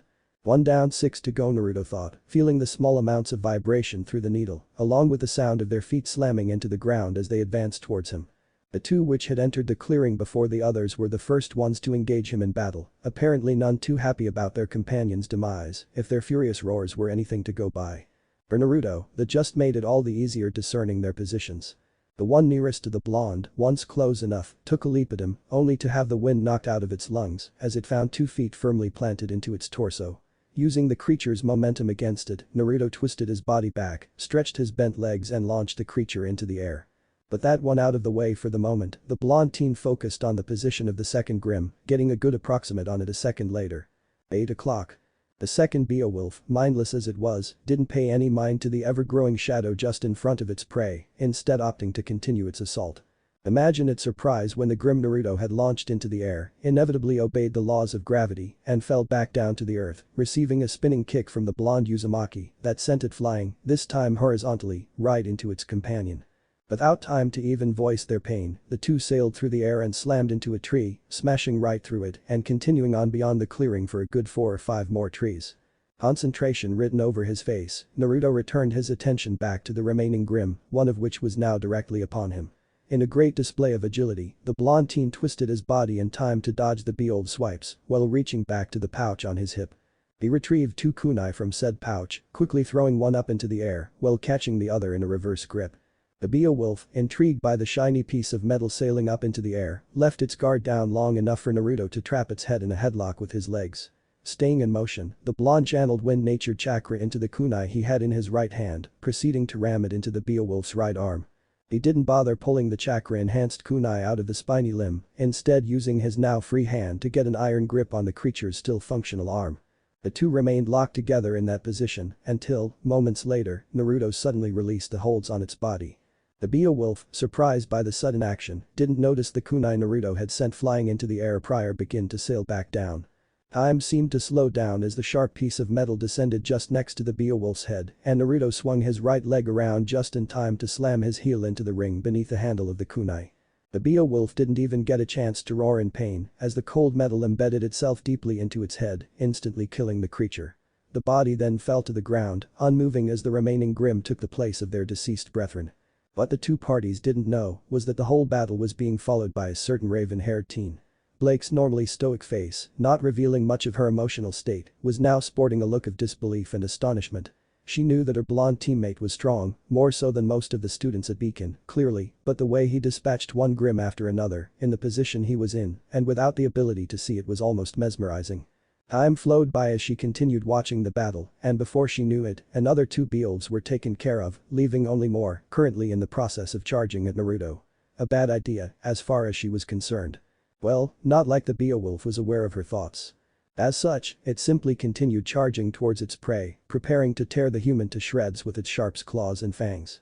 As he was about to do just that though, the blonde teen disappeared in a blur of motion, causing the Beowulf to sail right past the spot he had been occupying not even a second prior. As quickly as he had disappeared, Naruto reappeared over the still airborne Grimm, Rasengan already forming in his hand. The roar of pain the creature let out was almost deafening as the jutsu drilled into its flesh, tearing through it like wet paper. It was silenced a moment later as the force of the jutsu slammed him into the ground, creating a small crater and throwing up a cloud of dust. As the cloud settled, Naruto was revealed standing next to the unmoving body, already in the process of removing the blindfold wrapped around his eyes. A small smirk of satisfaction spread across his face as he allowed his gaze to wander around the clearing, taking in the carnage he had caused. The smirk he was sporting grew just a fraction larger as he heard an almost inaudible shuffle coming from the tree line. Instead of walking over to the direction the sound originated from, the blonde opted to retrieve his discarded jacket first, before calling out with amusement lacing his voice, "Did you enjoy the show, then?" For a moment, it seemed like he was speaking to himself, but soon enough, a female voice answered his question. "It was impressive," Blake stated, sauntering into the clearing with a small frown, marring her features at being found out. Naruto, for his part, didn't seem to be satisfied with her answer. In his humble opinion, his performance would warrant way more than a simple impressive well, not like it mattered too much. His previously amused demeanor took a sudden 180, his tone turning completely serious as he addressed his teammate, "I'm sure watching me train isn't what you came here for. Mind telling me why you've been following me ever since I left Osborne's office?" If Blake was surprised by that, it didn't show. After all, given what little she knew about her blonde teammate's abilities, she might as well have guessed as much. "I needed to talk to you." Naruto, who, by now, knew what all this was about, relaxed a bit. "I take it, this is about how you were shadowing me back in Vale for the past month." Blake, who, once again, didn't seem surprised by that, proceeded to answer his question. "Do you know about the rumors concerning you that surfaced around a month ago?" "Rumors?" Naruto cocked his head to the side, an unnoticeably small grin stretching across his face. He wasn't normally one to toy with people, but considering how she had been more or less stalking him, instead of just coming clear, he felt a little punishment wouldn't hurt. His musings were cut short as she answered his previous question, a black-clad human suddenly appearing in Vale and aiding Franus without any reason. "You didn't think any rumors would spread?" Naruto shrugged in response, "Considering I was only helping out a little, no, I didn't think there would be too many." Finally, Blake allowed some emotion to break through her mask, her gaze turning pensive, almost sad as she replied, "You might not think much of it, but to those people, it was a lot." As quickly as those emotions came, they were gone again, replaced by a deadpan look. "Besides, you painted 5 shops in different shades of pink and orange. I wouldn't consider that a little." Just as Naruto was about to reply, Kurama decided to butt into the conversation, whistling as he said, "That girl that used to stalk you back in Konoha, coulda learned a thing or two from her." A drop of sweat appeared on the side of his forehead, which he quickly shook away as he turned his attention back to the conversation. "That's all fine and good, but you still haven't told me just why you've been following me." "Because I want to know why," she replied without missing a beat. "Why I helped the Faunus, huh?" Blake nodded. It wasn't unheard of for humans to stand up for the Faunus. But in Naruto's case, it was a lot more than simply that, especially seeing as he had no apparent reason to do so. Naruto, oblivious to his teammates' thoughts, stared up at the shattered moon, his face expressionless for the most part. My reasons are my own, but, if you really want to know, it's because I can't stand for the treatment they receive, though I suppose neither can you, being a Faunus yourself. Finally, the emotionless mask the raven-haired teen was wearing began to shatter, revealing the surprised and shocked expression written across her face. She took a step back, trying to say something, anything, but her mouth suddenly felt too dry to do so. She considered lying about it, but the idea was quickly shot down. Something told her that lying to this person would be an unwise thing to do, never mind the question of whether he would believe her or not. Naruto regarded the raven-haired teen with compassion present in his deep blue eyes. It was painful seeing someone have such a reaction at having their true self revealed. Still, the blonde Uzumaki understood it well enough, like her, knowing the feeling of being labeled a freak and an abomination by society. "Since when do you know?" Blake managed to ask, having recomposed herself enough to do so. "I had my suspicions back when you followed me in the city, though I found out for sure the day before the initiation." A slight widening of her eyes was all he got before she averted her gaze. "I see." Naruto ran a hand through his blonde locks before closing the distance between himself and his raven-haired teammate, placing a gentle hand on her shoulder. "Relax, I'm not going to tell anybody. While hiding your true self is something nobody should be forced to do, I understand that it's necessary. I have secrets of my own that I'd rather not reveal, so I'm hardly one to tell you that you should broadcast this through all of Beacon. As for our team." Naruto turned his head to look in the direction of the academy. "Whether you wish to tell them about this or not is up to you." From what the blonde Uzumaki knew about his teammates, he could tell with a good amount of certainty that Ruby and Yang wouldn't care about Blake's being a Faunus. The heiress to the Schnee Company, Weiss, however, was a different matter. Her family had been in conflict with the Faunus organization, the White Fang, for many years. As such, he doubted that she would have the most positive attitude towards them, member of the White Fang or not. Deciding to push those thoughts aside for the time being, Naruto waited for an answer from Blake, which she provided a few moments later. "I can't." "Not yet," she answered, her gaze still directed at her feet. Naruto, of course, understood her decision. After all, he himself was hiding the fact that he was a Jinchuriki. A human sacrifice to be the container of a demon able to level mountain ranges with a flick of its tail. "I understand," he began, prompting the raven-haired teen to look up at him. "I'll keep this to myself then." Naruto was pleasantly surprised as Blake gave him an honest smile. Not a stoic smirk or anything like that, just a smile which, while small, conveyed her gratitude to him. "Thank you." Naruto, having returned back to his usual self, returned the smile with a foxy grin. "As I said, I have things of my own that I'd rather not talk about, so I understand how you feel." But that out of the way, Naruto noticed how late it actually was. Around 12:30 in the morning going by his internal clock. "Come on, let's get back to dorm," he said, receiving a nod from Blake. Before either of them could even take a step out of the clearing though, a familiar roar rumbled through the air, followed by the telltale sound of trees being smashed to bits. Naruto and Blake, both already aware of just what was causing all that ruckus, turned around. Half a dozen Ursa Major, accompanied by regular Ursai and Beowulfs, stormed into the clearing, their burning eyes fixed on the two teens standing across them. For a few moments, both parties just stared at each other until Naruto called, "A little too late to the party, don't you think, boys?" Much to their surprise, "Not really," the creatures answered with a round of low growls, which turned into full-blown roars and howls as the horde of Grimm began to charge at them, causing a miniature earthquake to shake the ground in the clearing. "Doesn't seem like they care about that," Blake remarked, a faint smirk resting on her face as she returned to her usual stoic self, complete with a dry sense of humor. "Think you can keep up?" she asked, referring to his training earlier. "Is that a challenge I hear?" Naruto inquired, a devilish smirk stretching across his face as he spun a kunai around his finger before catching it in a reverse grip. "Have anything particular in mind?" Blake asked coolly while retrieving Gamble Shroud from behind her back. "The one with the most kills wins." A small widening of her smirk was all Naruto got in response before the teen shot off, brandishing Gamble Shroud and its sheath in either hand as she engaged a veritable tsunami of Grimm. The blonde Uzumaki blinked a couple times before laughing out. "So that's how you want to play it, huh?" Blood dripped down and stained the grass crimson as Blake slashed at Beowulf across the chest, already aware of the Ursa approaching from her right. Before she could even prepare for an attack though, a black and blonde blur shot past her, surging forward into the ranks of the Grimm before settling at the tree line. The blur, revealed to be none other than Naruto, nonchalantly leaned against a tree, arms crossed over his chest as several Grimm, including the Ursa Blake had been targeting, fell to the ground with dull, meaty thuds. The raven-haired teen turned to level a glare at her blonde teammate before quickly stepping to the side just in time for an Ursa Major's paw to crash down into the space she had been occupying. Naruto, thoroughly amused by his usually calm teammate's irritation, chuckled before jumping back into the fray. 15 minutes later. In a fluid motion, Gamble Shroud's blade collapsed, switching into its secondary form and allowing Blake to fire a few rounds into the crowd of Grimm surrounding her, keeping them at a distance. Using the brief pause to gather her bearings, she noticed just how many of the creatures had actually gathered in the clearing. For all anyone knew, the last 15 minutes might as well have been non-existent, seeing as the fight had only served to attract more of the beasts. Really not that surprising, given the amount of noise they were generating. The approaching claws of a Beowulf snapped her out of her thoughts, prompting her to dodge the strike before cutting the appendage off and quickly silencing the creature by stabbing her katana through its throat. But that taken care of, she began looking around for Naruto, which was easier said than done considering the amount of Grimm around her. Eventually though she managed to find him surrounded by a good dozen Ursa and Beowulfs. Blake watched as he threw an Ursa Major into the air with a brutal kick and continued to form a weird sign with his hands. On. Kazakiri no Jutsu. 1. The raven-haired teen watched with wide eyes as the Ursa and Beowulfs in front of her blonde teammate were cut into pieces by seemingly invisible blades, allowing Naruto to direct his attention back to the Ursa Major, which was falling back down into the clearing. The blonde Uzumaki produced one of those blue, spiraling orbs in each hand and raised his arms, allowing the Ursa Major to fall right on top of said orbs.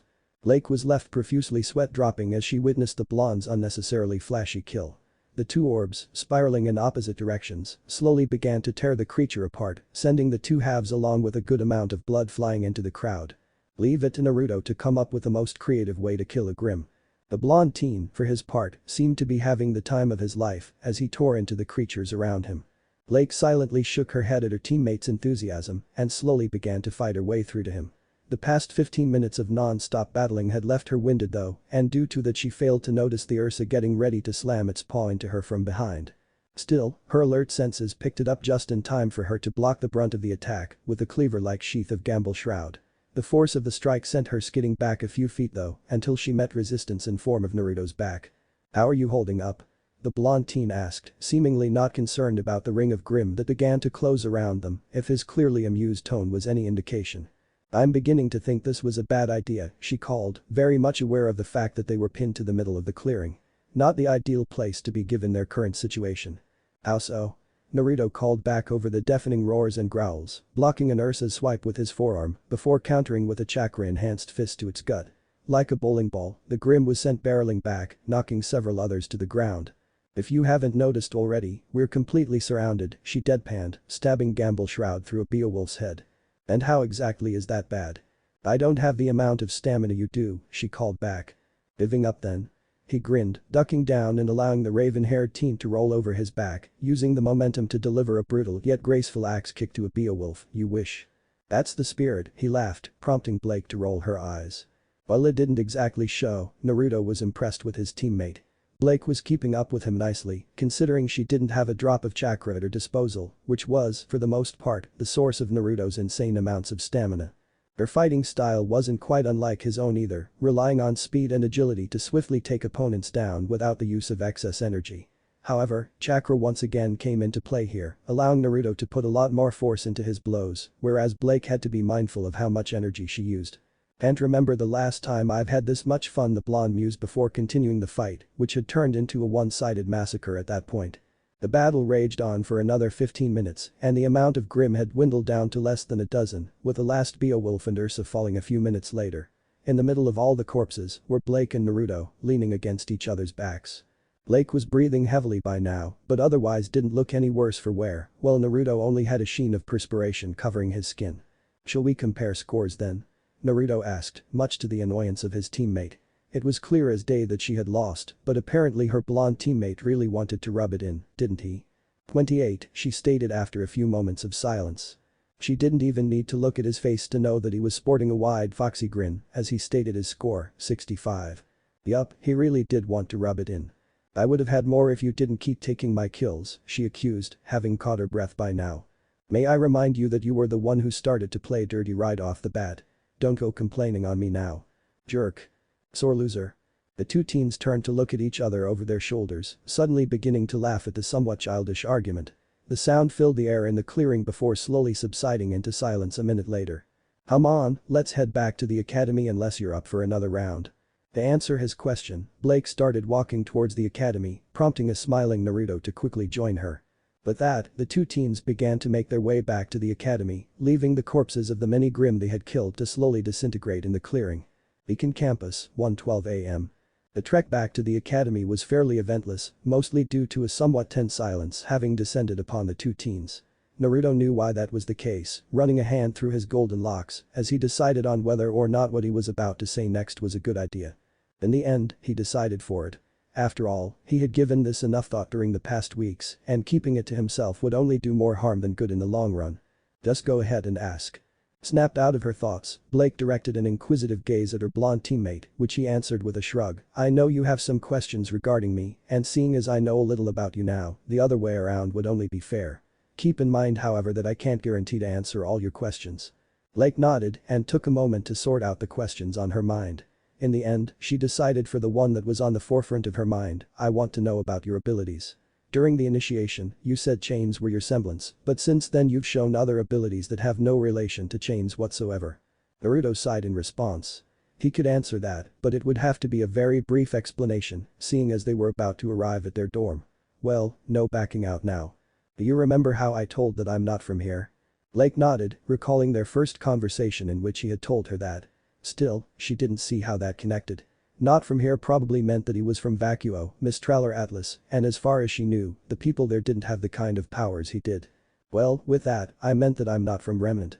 Later. Having woken up that morning, Blake definitely didn't expect the multitude of surprises the new day held in store for her. One of her teammates had found out that she was a faunus and had essentially been stalking him for the better part of a month. The next big surprise had taken place about 10 minutes ago and left Blake rather speechless. Naruto had only given her a brief description regarding his strange abilities, but even then it was a lot to take in. Not only was he from somewhere outside of Remnant, but he didn't have an aura either, instead possessing chakra, an energy much stronger and far more versatile than aura, if his short explanation was anything to go by. So, nothing to say about all this? Naruto asked amusedly, once again snapping Blake out of her thoughts. It's a lot to take in, she said, though the fact that she had already witnessed a lot of his abilities did make it a little easier. Soon enough, the two teens arrived at the door to their dorm and with a quick exchange of glances, silently agreed to drop the conversation for now. Using his scroll, Naruto disengaged the lock next to the door and allowed both of them to enter the room and get a look at its interior, which was far from impressive. Still, it was much better than anything Naruto was used to. It was a quaint room which, while rather spacious, wasn't exactly large enough to comfortably accommodate 5 people. The interior consisted of a circular carpet in the middle of the room and 5 beds that were lined up next to the wall, in the middle of which was a large window. Having finished examining their living quarters for the next 4 years, the two teens began to decide on beds, which was also when they noticed that only 2 of said 5 beds were occupied. Almost immediately after making that observation, the door behind them was shut with a small click and turning around, they found none other than Yang leaning against it. The second blonde member of their team had a wide grin splitting her face as she regarded the two, and just where have you two been the whole night? Naruto, deciding to go for a half-truth, answered, we were training. Blake agreed with a nod, yeah. Training, eh? Yang asked, grin still on her face as she sauntered towards them. Finally, realization began to dawn on Blake. She and Naruto had been gone for the last couple hours and returned at nearly 2 o'clock in the morning. With that thought in mind, her eyes widened as she immediately blurted out, Yang, this isn't what it looks like. Like a predator eyeing its prey, Yang directed her gaze towards her raven-haired teammate, and what does it look like? Naruto, being naturally dense when it came to this subject, couldn't have been more confused. He did say they were training, which was the truth, well, a half-truth. Still, he doubted she could actually read through it, so what was she getting at? Ignorance is bliss. Did you say something? No. Meanwhile, Yang had wrapped an arm around her raven-haired teammate's shoulder, who continued denying her rather obscene accusations. Come on, how could you not do anything with him? Blake, sporting a small blush by now, pushed Yang away, I'm telling you, we didn't do anything like that. So you did something else. What? No. Seeing no other option, Blake turned to Naruto for help. Naruto, tell her we didn't do anything. Silence descended upon the room as both of them waited for the blonde Uzumaki's decisive answer. Deciding to find out what was taking so long, both she and Yang turned around to see Naruto peacefully asleep in one of the beds, having left the two to what he had deemed some kind of women's conversation. Wow, you completely tired him out, Yang guffawed loudly. Blake, having resigned herself to the fact that there was no way out of this, simply face-palmed, trying her damnedest to shut out her partner's voice. Yang, for her part, simply continued laughing at her partner's cost, so hard in fact that she collapsed onto the floor. Unfortunately for them, the level of noise they were generating was anything but little, so it came as little surprise when a certain heiress woke up. "What is wrong with you people?" Y screamed, glaring at the two people stupid enough to cause such a ruckus at 2 in the morning. Her scream, in turn, woke the remaining member of Team RWBYN up. "Is it already time for class?" the young scythe wielder asked groggily, rubbing the sleep out of her eyes. Ruby's question would forever stay unanswered as a knock brought their attention to the door. With a glance to her team, Yang slowly walked over to the door and opened it, revealing John along with the rest of Team JNPR standing outside, whom they had probably just woken up as well, going by the exhaustion in their faces. "We heard shouting, is everything okay?" The blonde team leader asked with a yawn, dressed in his unflattering full-body pajamas, of course complete with bunny slippers. Yang, foregoing anything logical at this point, merely waved him off. "Everything's fine, we were just talking about how Blake and Na." Before she could finish the sentence, she was tackled to the ground by Blake, who none too gently pressed her hand over her mouth. Everyone present stared at the two struggling teens with looks of surprise and curiosity on their faces. That was until their attention was once again diverted. Apparently, the racket they had been causing didn't just wake Team JNPR up, evident by the shouting coming from outside the room. "Shut the hell up," a male voice called. "You shut the hell up," another answered. "Both of you shut your damn mouths before I make you," came the third one. "Big talk, tough guy, how about you come back it up? Like your mother did last night. You'll eat those words through a straw once I'm finished with you." The drops of sweat hanging down the heads of both Team RWBYN and JNPR grew even larger as more and more of the student body was woken up, resulting in a gigantic fiasco that was sure to reach even the teachers on the other side of the campus. At that thought, the two teams silently agreed to return to their respective rooms and never talk about this incident again. What if Naruto banished with his inheritance in rwby? And thanks for watching my video till the end. If you enjoy this content, then do consider subscribing to my channel and leave a like if you guys need the next part, comment down, and thanks for watching the video and see you guys in the next video.